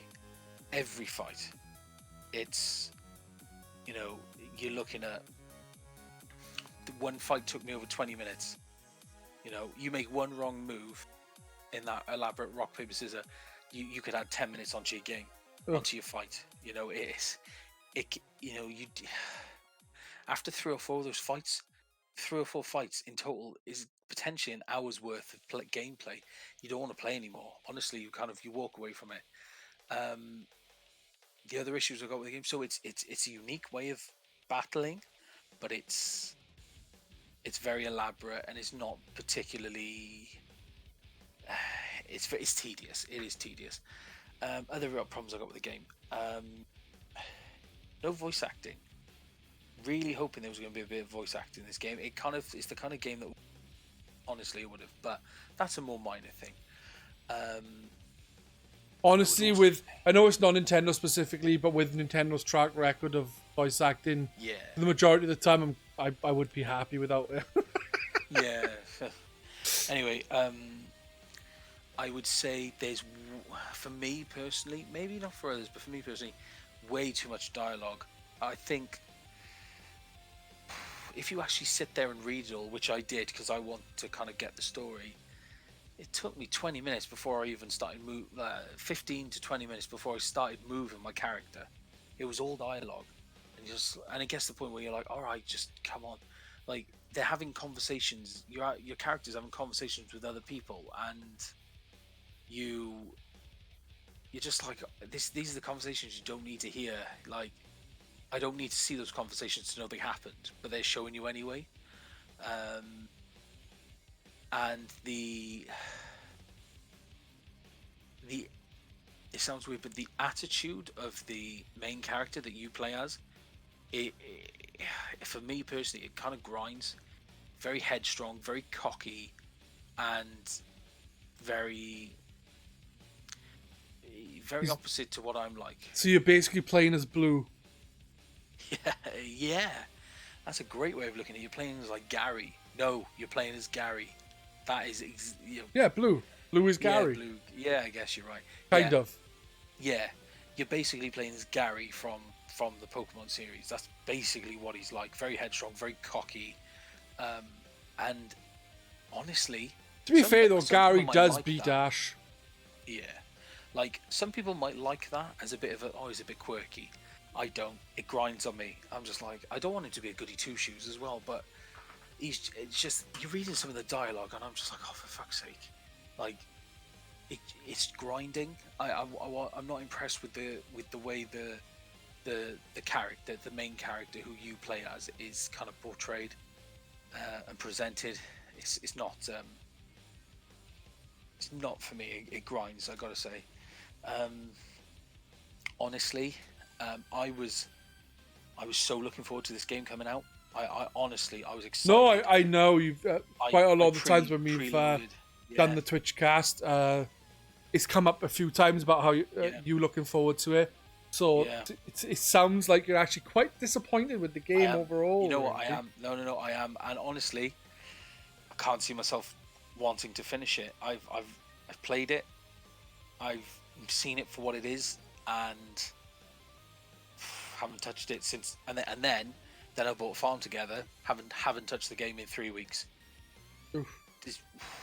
So it's no high praise. No, if I was to give it out of 10, oh hey Peps, if I was to give it out of like a 10, for instance, you got something on your tail. Come here.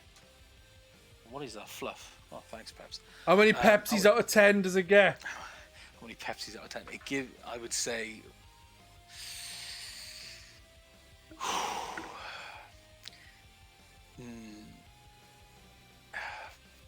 4.5. 4.5 Pepsis out of 10. Yeah. Oof. Out of 10. Wow. I kind of want to give it more because I feel like that's too cruel. But honestly, for me personally, I'm not saying for anyone else. For me personally, too much dialogue.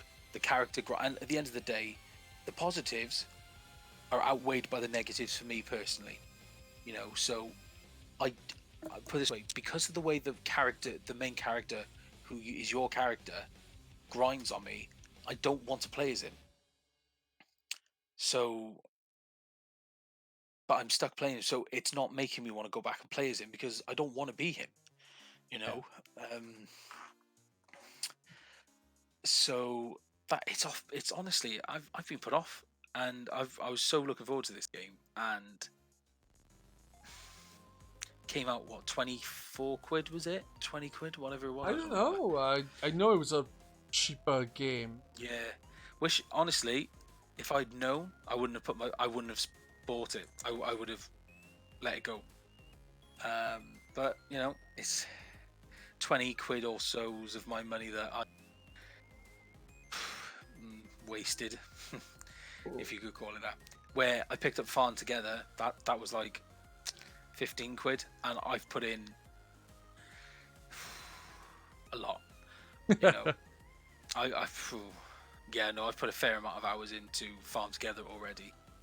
That's going to be another one that's going to be a lot of hours up there with Stardew Valley and that. So But yeah, honestly, very, very disappointed with small little town hero. That's a shame, man. Mm. Right.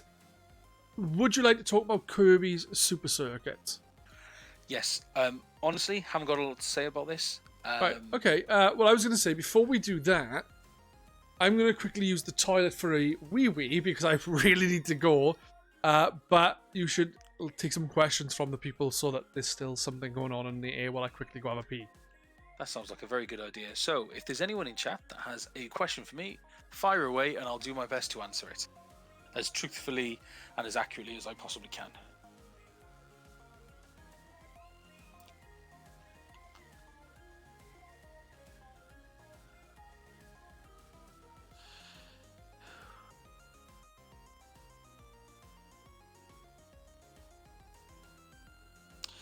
Is it time for Emery? Well, on the subject of football, so I kind of don't think he was the right appointment from the beginning. I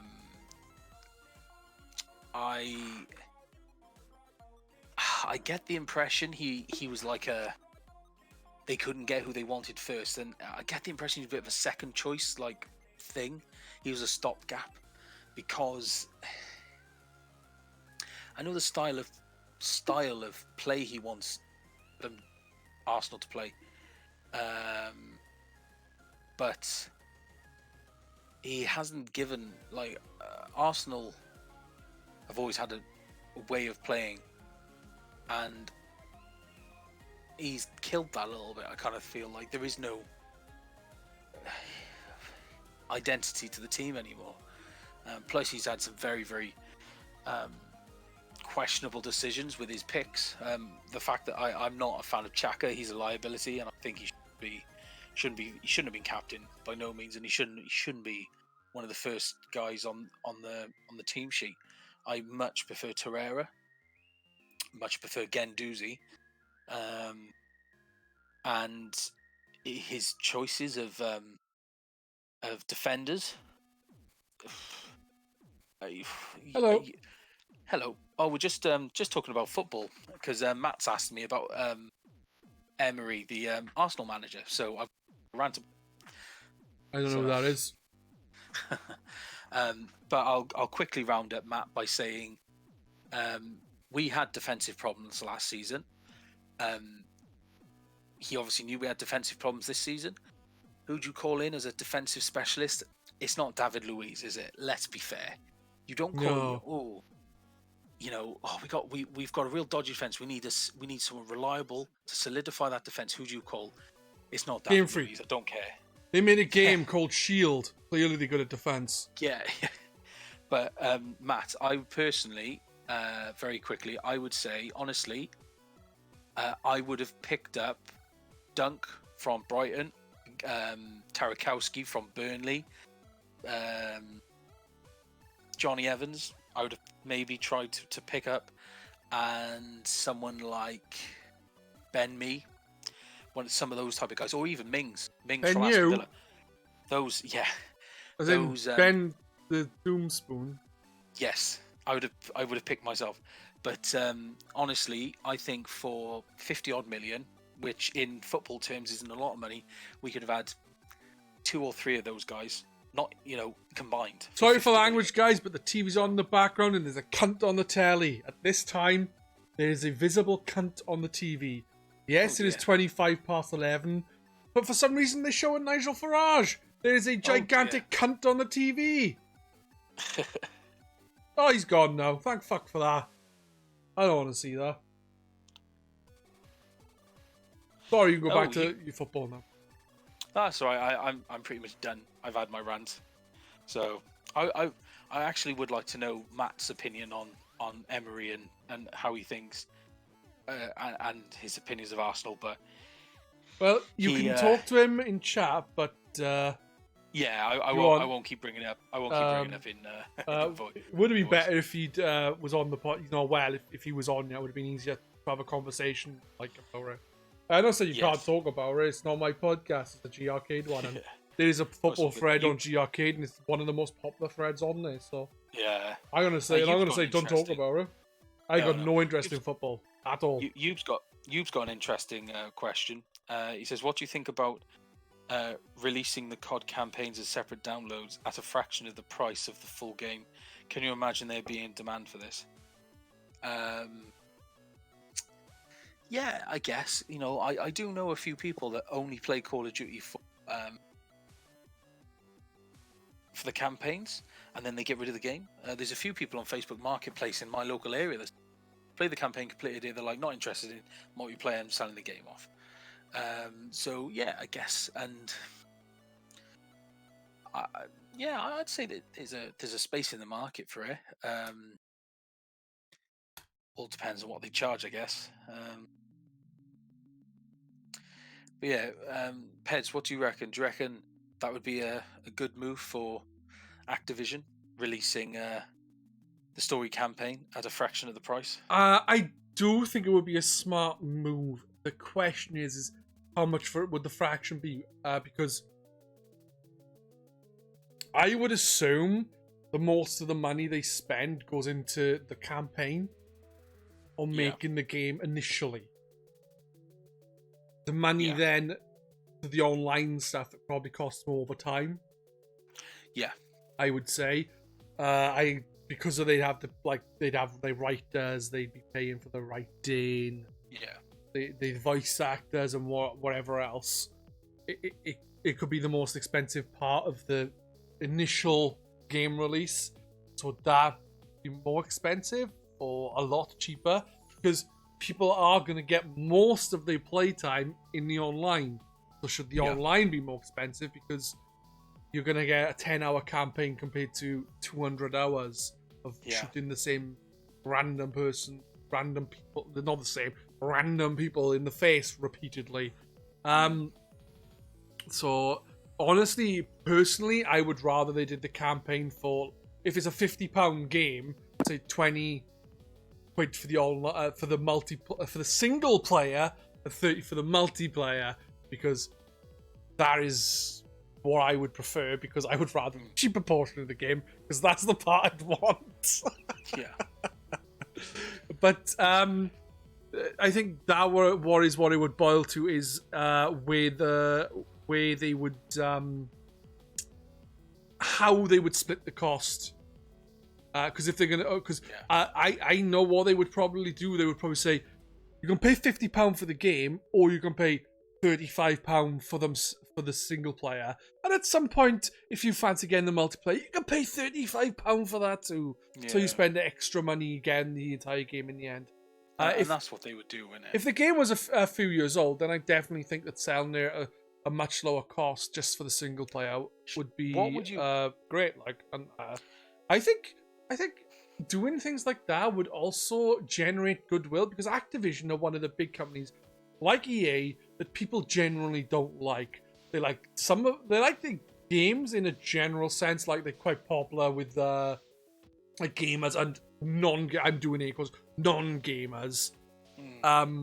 But I think because of the way like Bobby Kotick is, and I think that's Bobby Kotick, and like the way they've done certain things in the gaming industry, and again, like EA closed certain studios and just fucked people over and shit like that. I think doing little things like this, while there isn't a lot, it does show some goodwill towards your consumer base.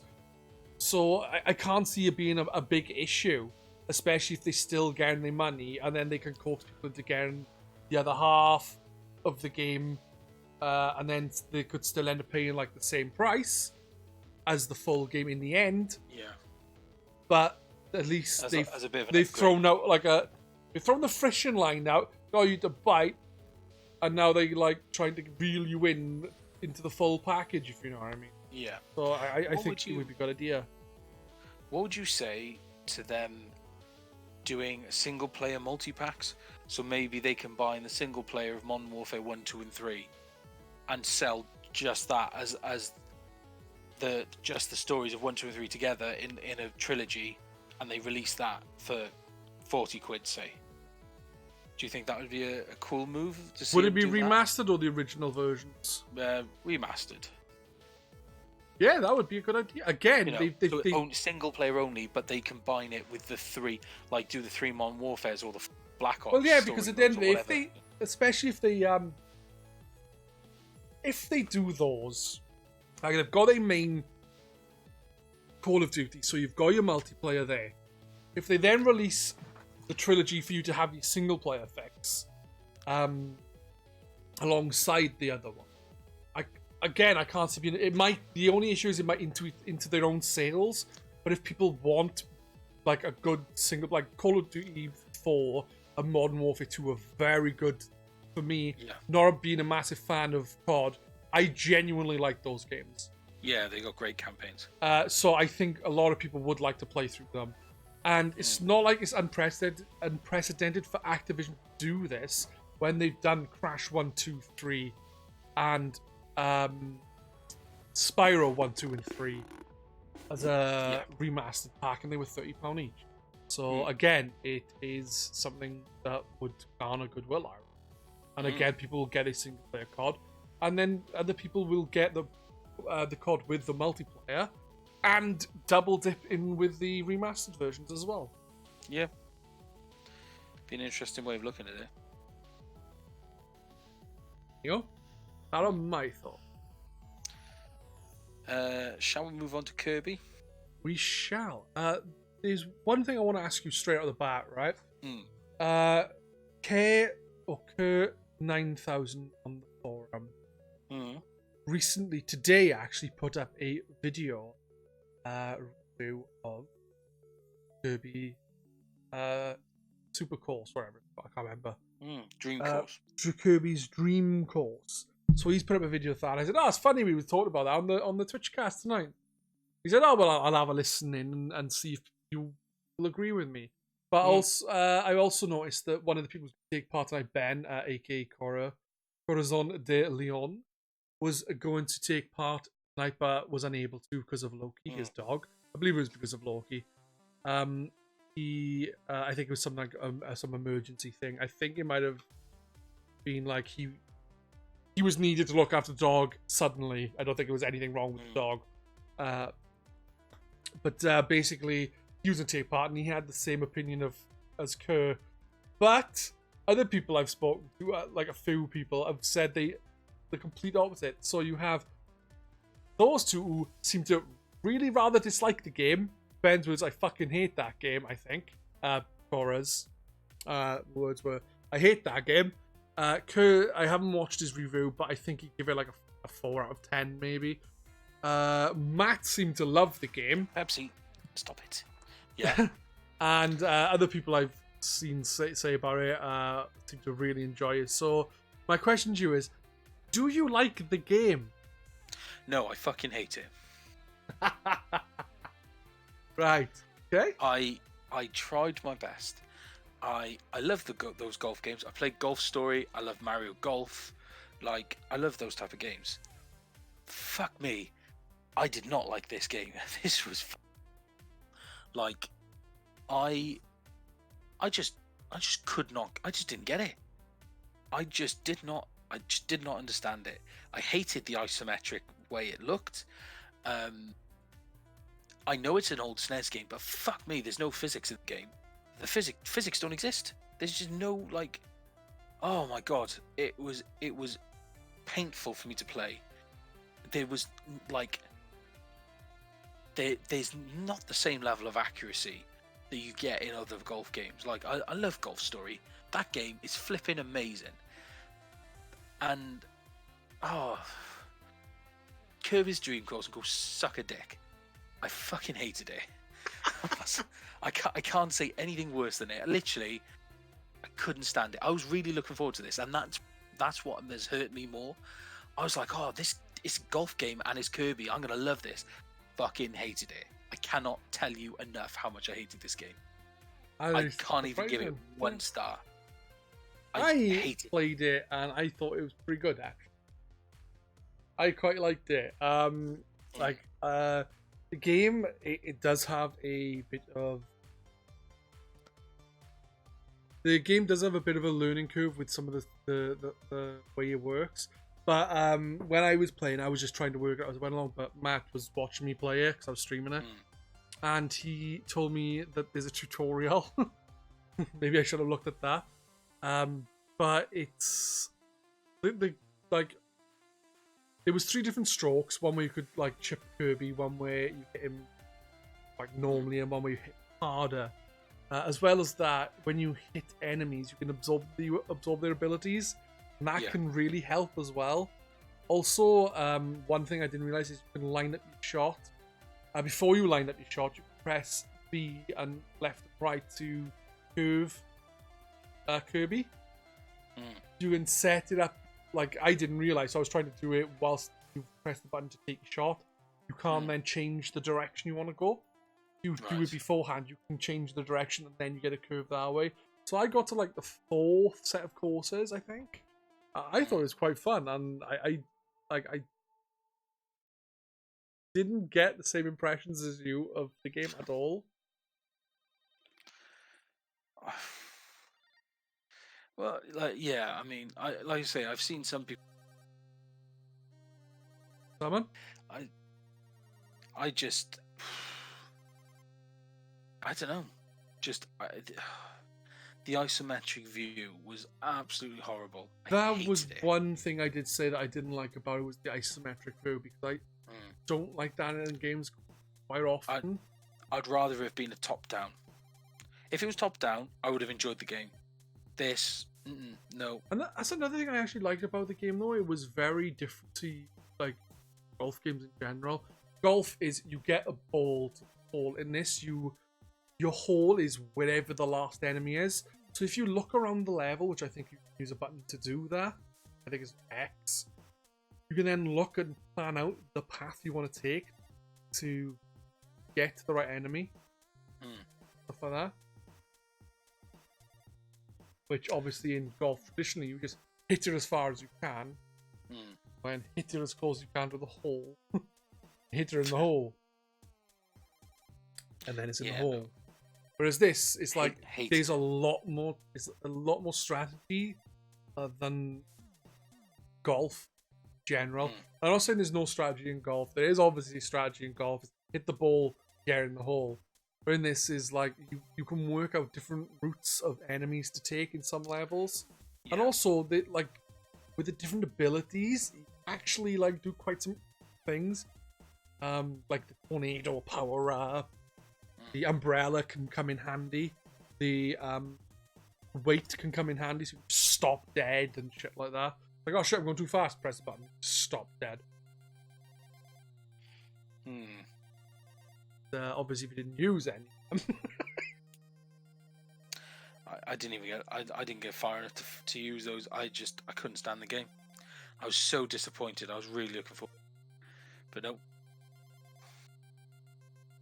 I liked it. I was frustrated playing it because I was fucking up, but I enjoyed playing it. But you know, that's just me. I sometimes get frustrated playing games because you know when you're dying over and over again or something, you're just like, for fuck's sake, why is this happening?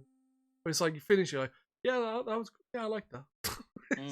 It's like it's going completely against everything you said for the last hour because you get so fucking annoyed. Then you finish like, yeah, I quite like that. That's quite fun now. It's just like, what? You just said for the last hour you fucking hate it. Yeah. What's going on? It's like, no, I liked it. And I was getting that with that game because I think it was course 3 or 4. I was repeating it over and over and over because I kept fucking up. But I liked certain things. It's like you get to a certain point where you lob Kirby in the air and you land on there's like certain parts of the path which were like a different kind of texture looking. And if you press the right button time, it makes Kirby bounce higher on the second bounce. You just do like hit it in front onto that. You make Kirby then bounce up onto a higher ledge he wouldn't be able to reach to. It's really cool, man, and I think it's one of the best golf games I've played because like Golf Story is great because of like from what I played of it is story stuff in it Golf is just your typical golf from what I've seen. If it is like NES golf, you just get a bar to go up and down. And while you do that on this, there's gimmicks to it that are actually not gimmicks. Then they actually seem to work. Yeah. Only thing I didn't really like was the lives system.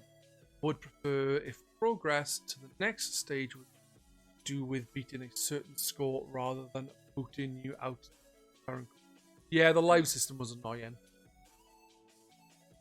I agree, because I died a lot. The amount of times I hit myself off the fucking course, you just lose a life. Like, you have 4 hearts, then you lose a life.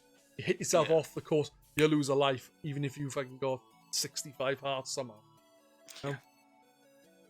But yeah, I rather enjoy this. I'm surprised. I thought you'd like it. I really was hoping I was gonna, but no. I am disappointed. I am very disappointed. How dare you disappoint me?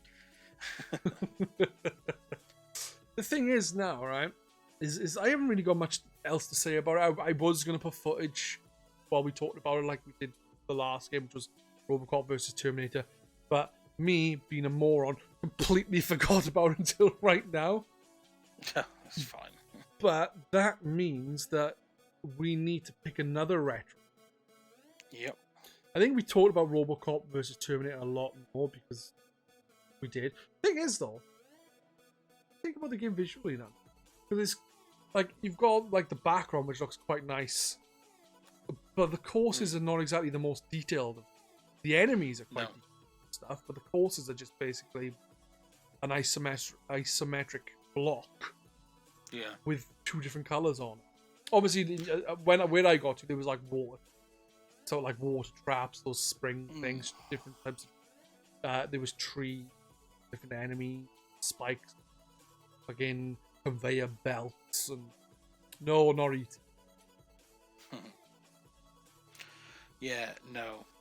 I didn't like the way it looked either. Just everything about that game rubbed me up the wrong way. Even the name pissed me off. Yeah. Kirby's Dream Golf. Yeah. Alright, well... Not a fan. Would you like to decide on another retro game? And hopefully we'll actually stick to 2 weeks. Obviously this time we didn't stick to 2 weeks because we had the issue of me not being able to... Well, not being able... I wasn't willing to take part with the things that had happened in my life at the time. For a little bit, and then you were unable to take part because you had things going on in your life, so we obviously get around to it. To when we were doing it. You did it once on your own, I did it with other people. You've done it, we missed 1 week completely, so it's come at, it's happened. So is it a game you would like to pick that you have played that I may not have played, or a game we both want to have a look at? Well, I was going to say, is it worth asking chat? We asked chat last time. Did we? I don't remember. Yeah, Matt picked Kirby's Dream Course. Okay. Well, whoever else is in chat, maybe they can throw some suggestions out there. I would ask Cricken, but he'd make us play a Japanese Fire Emblem, and we won't be able to read what's going on.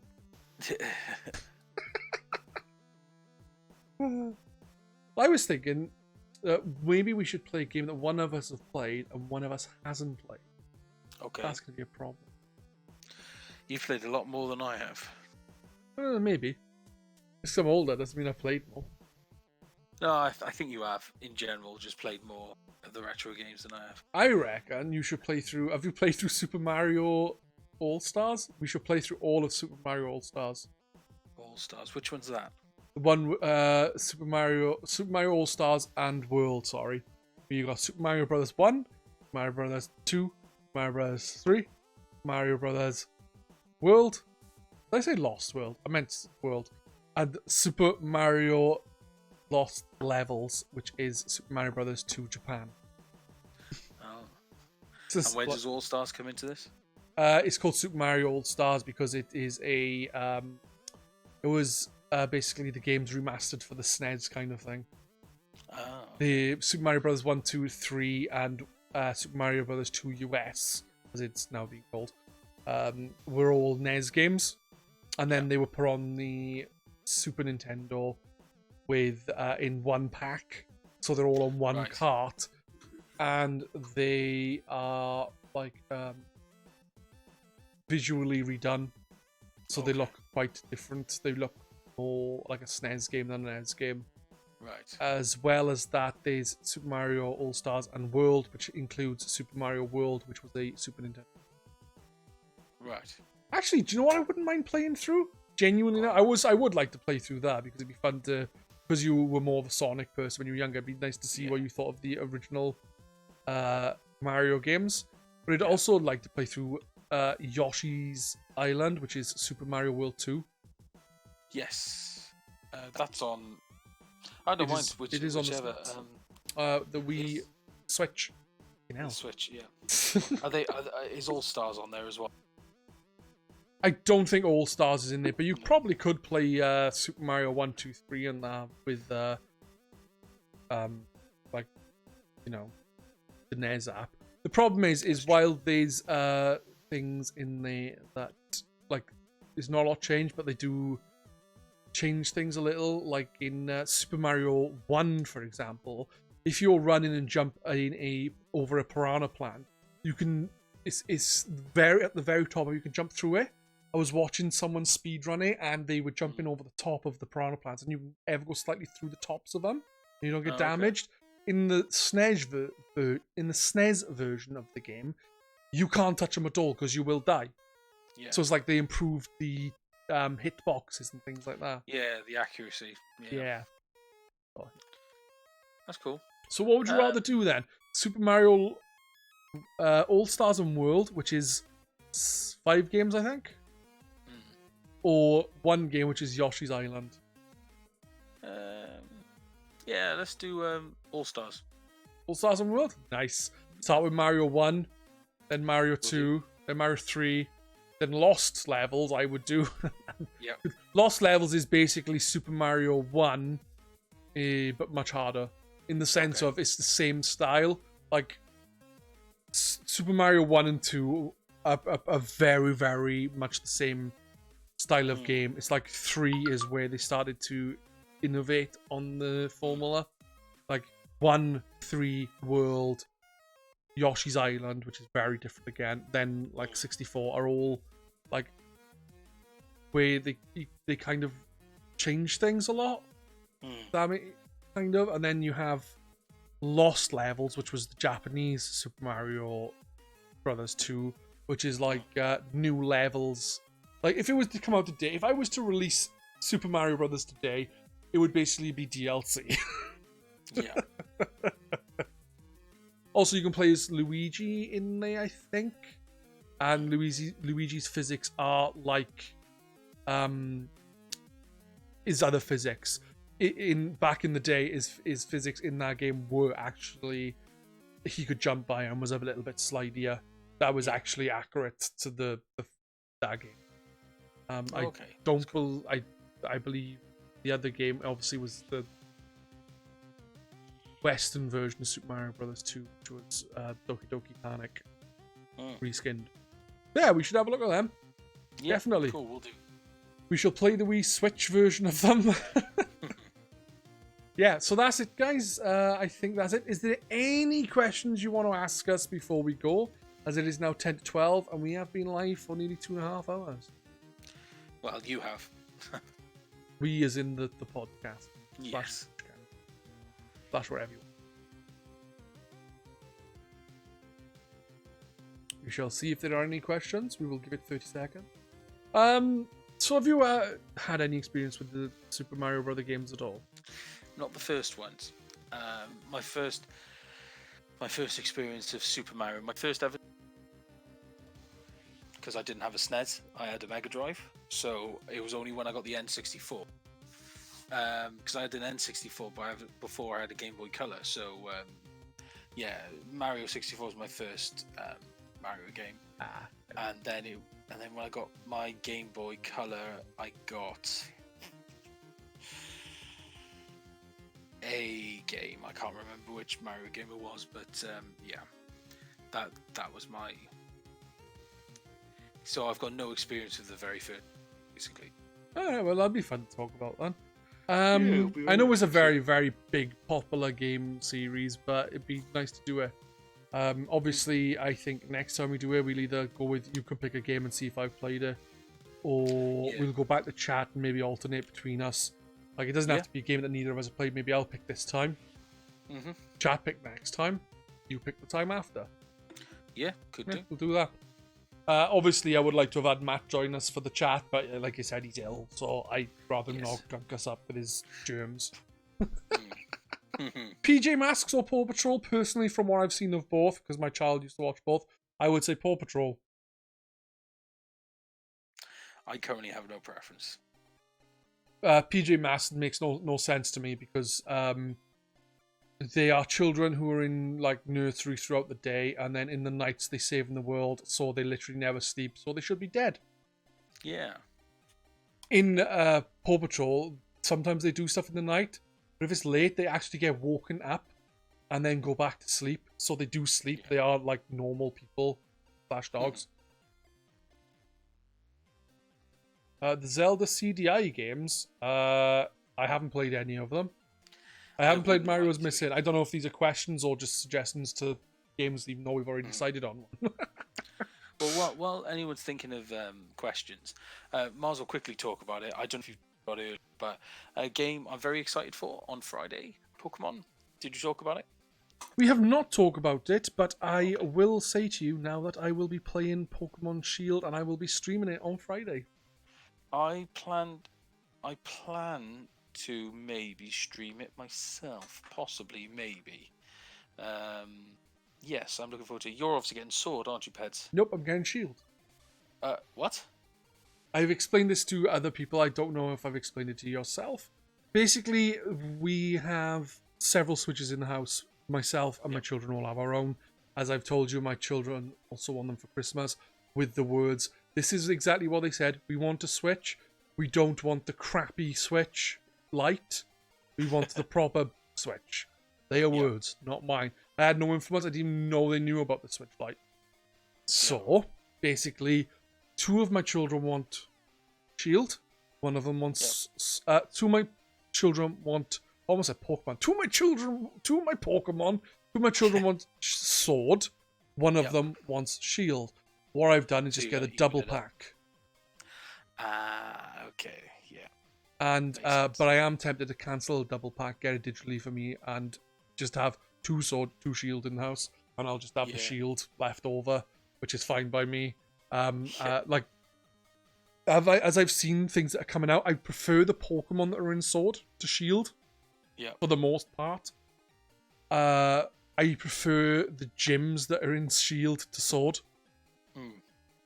So I'll be fine either way. And what I've told my kid is I'll just trade the Pokemon with them when they're available. I just want my fucking Farfetch'd / Surfetch'd. I don't care about anything else. That'll be cool. Yeah, no, I'm looking forward to it. I've been Shield day one. Really looking forward to it. Really looking forward to having a psychic type Ponyta. Genuinely, not interested. I think they dropped the ball. I think the Evolve. I'm sure the Rapidash is fire. It's just a guess. I know everything have been leaked. All the Pokemon, the entire national deck. Well, not national. The entire British Pokédex has been leaked, and I think it's like 400 Pokemon or something in there. Yeah. But so many of the stuff have been dropped, and I'm sure that the Rapidash is fire psychic, but I don't know. I think it is. Honestly, I literally have no interest in a Ponyta at all. I think they dropped the ball. The fact that it's basically a unicorn, I think they should have gone fairy type personally. I also don't. I just didn't when they added fairy type. I also didn't give two fucks. I was like, I didn't care. I like some of the Pokemon that have been something else has become fairy type afterwards. Like I think Mr. Mime is now fairy. He's fairy psychic, yeah. Yeah, instead of just psychic, and it's like, Yeah. but I like, to be honest, I don't care about a fucking normal looking unicorn in the game. It's just so boring to me. It's like, oh, let's take a unicorn, literally do nothing, and use it in the game. It's just such a lazy fucking Pokemon to me. At least the Ponyta, it took the unicorn, but it tried to do something by giving this like flaming mane and tail. This one is just a unicorn. Whoopie fucking do. Whoopie fucking do. That's what I say. Whereas if you surf fetched is something new, like, but I think Ponyta is not the equivalent of Surfetch. I think is I Pokemon think I was in the other game. expecting. I was expecting maybe a little bit more. I got to be honest, but I still prefer the Legendary and Shield. I got to be honest. So I don't. I don't mind it when I'm going to shield stuff. I actually think it looks fine. I think they both look good without it. Because when I saw an image without the shield and without the sword, I don't know if that was like someone have just edited to make it look. Because, or if you did in the game and they don't have the sword and shield at some point. I don't know what it is. But without the sword and the shield, both of them look very similar anyway. I think the shield one's a bit bulkier and I like both of them a lot. But when it has its shield, it just looks utterly fucking stupid. Whereas the other one looks fine. It's just a wolf with a sword in its mouth. So it looks alright. Like I call it. Like when I got the game, I was for the first time going to name one of my Pokemon. I was just going to call it Pokesif. Because it's basically the wolf from in fucking Dark Souls with a big sword in its mouth as a Pokemon. Yeah, that's cool. I still want to know the reason behind the wolves for Pokemon Sword and Shield. I'm sure that's going to be explained though. Yeah, but what I mean is like I always thought they took, like with Alola, they took I think it's actual Hawaiian legends were the legendary. I thought they took inspiration from actual like mythical creatures from those areas, I thought. And in this one, wolves, for me at least, don't really conjure up Britain. No, I get what you mean. I would think I think a lot of people did actually say Game of Thrones wolves. And again, like, Game of Thrones, man. Fuck. Mythical corgis, that would be closer.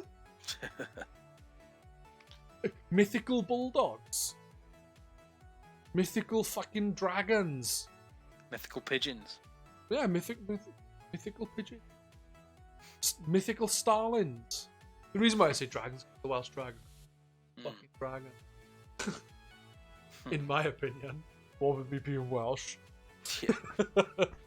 I actually think it's just a cool dragon, but yeah. Okay, cool. So yeah, I don't know. So what are you most looking forward to? Are you looking forward to the new Pokemon, new areas, the storyline, which will be get to the end, the honestly, bad guy? Honestly, bit of a cop out. I'm looking forward to everything. I love everything Pokemon. I'm looking forward to exploring the new map. I'm looking forward to being absorbed into the new world. Looking forward to finding out. I've avoided as many leaks as I possibly can. So I'm going in as blind as I can possibly go into. So I don't know all the leaks. So I'm looking forward to meeting loads of new Pokemon, training them up, figuring out what the best team is. Are you going to, like, my plan is to make a team of 6 Pokemon that are shield only Pokemon. Oh, okay. Or sword only Pokemon, in the sense of I may consider using like the Gala forms of something. Yeah. But I would prefer to use those new region Pokemon instead of like, because what I like most people like oh right, yeah, you got all these Pokemon. Let's use the ones I normally use with maybe a new one or two. And it's like, you look at people like, yeah, this is the team I'm planning on doing. And you look at it like, that was from a different gen now. And it's like, you know, you're getting all these new Pokemon. I'm not bothering with them. What's the fucking point? No, I think I'll do the same as well. Do it with as many of the new Pokemon as I possibly can.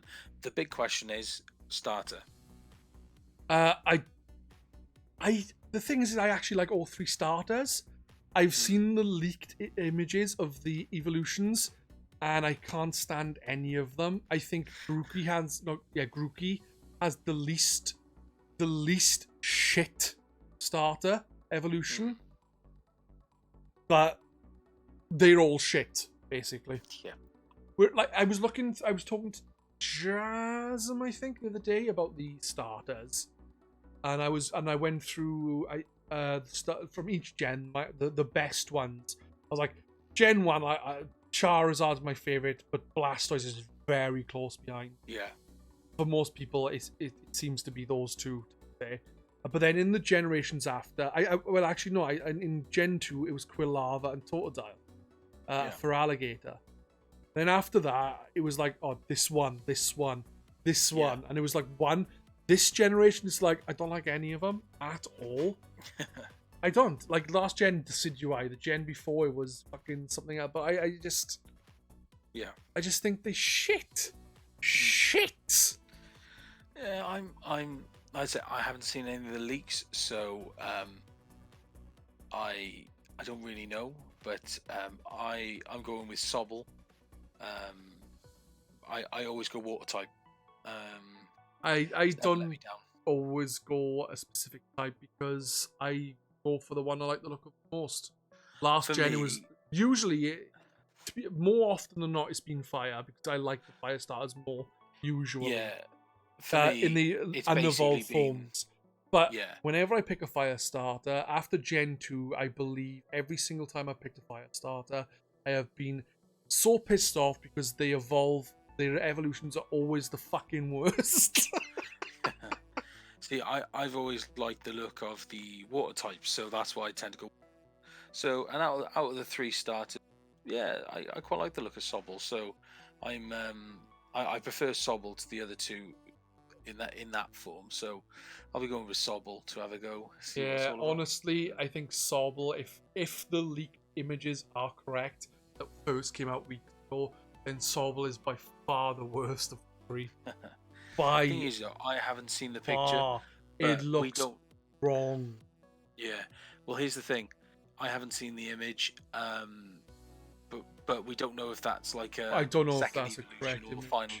No, I saw 3 evolutions. I saw Sobble and 2 evolutions. Okay. Fair enough. So if they are correct, that is a fucking awful Pokemon. If they're not correct, I'll be pleasantly surprised. But if it is correct, I want to see your reaction when you evolve it, so I can laugh at you.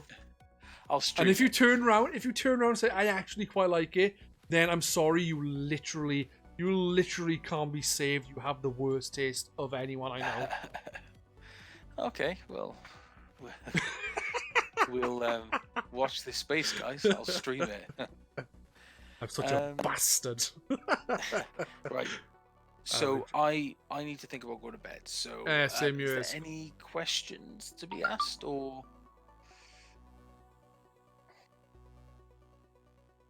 Sorry, I was just checking. It wasn't the missus messaging me to tell me to shut up.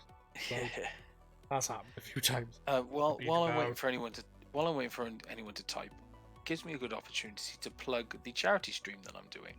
So in case people haven't noticed, which I think everyone has by now, but I'm going to keep plugging it until it happens. On the 29th of November, me and Lord Atten's actually coming from Leicester down here, and we're setting up the games room for us together. We'll be sticking the cam on, and we're doing a 24-hour live Chatterbait.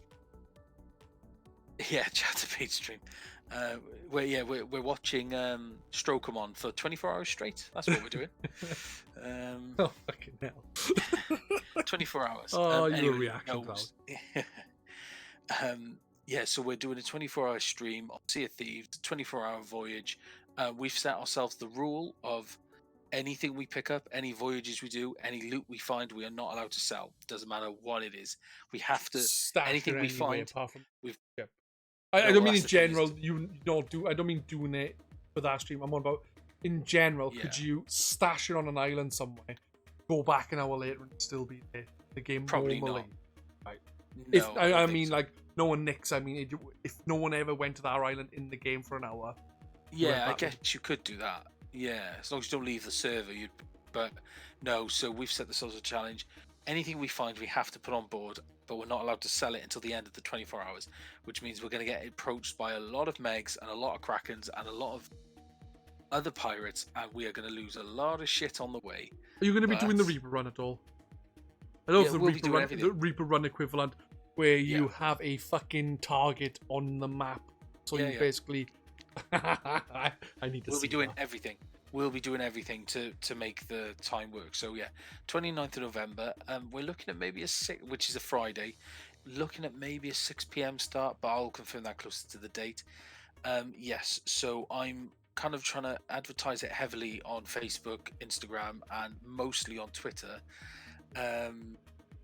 If I'm trying to think off the top of my head, if anybody is interested in donating, then if they just send me a message on GRcade, I'll send them to the link. Otherwise, if people can't donate, that's absolutely fine. If they got Twitter or Facebook or Instagram, if they could get the link, which I can send to people, and they can post it and they can share it, or they can retweet the tweet that I've made. Make sure you follow Doom Guys on Twitter, so then you can retweet his about it. Yeah. Please. So we set the target for £100 to start. We smashed that in a couple of days. So I've raised it to 150. So I'd like to try and hit that. If we hit that, I'll be raising it again to 200, and we'll keep going up until we raise as much money as we possibly can. So yes, 29th of November, the 24-hour stream for Macmillan Cancer Care. Yes, it'll be fun. Sea of Thieves all the way. Is Macmillan Cancer Care different to Macmillan Cancer Research? As if No, same thing. No, I was wondering if it's like the same company, but one is for specific research and one is specific. No, Macmillan don't do research. They focus on care. You're thinking of Cancer Research UK and Cancer Research Wales. Ah, right. So Macmillan concentrate on home care, supporting, doing the home care. They concentrate on providing support for people with cancer rather than the research behind. So they're the guys who provide nurses, boots on the ground, like helping support and look after the people who have cancer. So we're raising money for them. So any amount is even if it's £1, it don't matter. Matt is asking, do Ray know about this? I do believe someone on the forum, I believe his forum username is Brinks. I believe he has reached out to Dalaganash, who used to be the community manager for Nintendo. He fairly recently moved to Ray, as I believe is the same kind of job, the community liaison person. So I think that reaching out to Dala would be the best way forward there. And as Rinks have reached out to him, hopefully we'll do it. Dala recently became a traitor.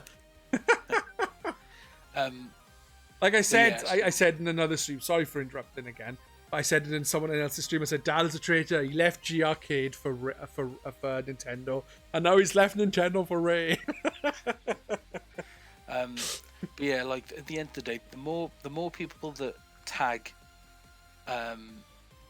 Rare and Sea of Thieves in their tweets about what we're doing, the more chance we're going to get noticed as well. So any time that will help big time. So if anybody can help by either donating, if you want the donate link, I did create a thread about it on GRcade under the game section. If you can't find it, that's fine, just PM me and I'll send over the link. But yeah, so there's my little plug. If it's all, is anyone else said anything, or shall we wrap this? The only thing that was said was, is the Queen catchable earlier? And the answer is yes, you can catch the Queen. Cool. I believe the Queen has a lower shiny rate, in the sense of, instead of it being 1 in 8,000, it's 1 in 25,000, something like that. The shiny Queen is wearing the crown, and the non-shiny Queen isn't. Fair enough. Did you know the Queen was in Peppa Pig? I don't think it's the actual Queen, but still. Anyway, that's going to be us for tonight. Don't forget to follow Doom on Twitter, guys, so you can keep an eye on the at the Doom Spoon, so you can keep your eye on these tweets about him and Lord Atten doing some charity stuff, charity stream. I know I'll be tuning in, especially on Saturday at 5 o'clock when I jump into his game and steal all his money. That's if we have anything left. Also, when we actually do the stream, anyone who regularly streams on Twitch, if they could host us, that would be great as well, because it just spreads it even further. Exactly, so, yeah. And when we're actually doing the stream, if people could tweet and share it as much as possible, that would be also great. You've said previously that you were doing the stream on a new channel that you created specifically for this. But when I've seen you talk about it, you said you were doing your channel. Yes, that was because when I first set up the donation page, I linked my channel to it, and I can't change it, so I'm going to do it on my channel. Okay. For now, but we'll be heavily kind of like promoting and plugging our other channel, which is Blue to Balloon Gaming. But for the purposes of this particular stream, it'll be done on my personal Twitch account. Cool. Right. Yeah. So Brilliant. That's going to be it from us tonight. I want to thank, if he adds, Victor Mildew is listening to this. He may have listened to the second half. I want to thank him for jumping in with me tonight. It was nice to have him on again. I want to thank everyone for listening. It's always a pleasure, guys. And I want to thank Doom for coming on as well. No problem. It's been fun. I've missed it. I say lots of life things are getting in the way, obviously. Just work demands, and trying to spend time with Sean, and it gets a lot at the moment, but we're getting there. So yeah, so it was glad. I'm good to be back. I'll look forward to doing it again next week. Yeah, I'll see you all soon. Yep, definitely. Bye, guys. Thank you for tuning in. Bye-bye.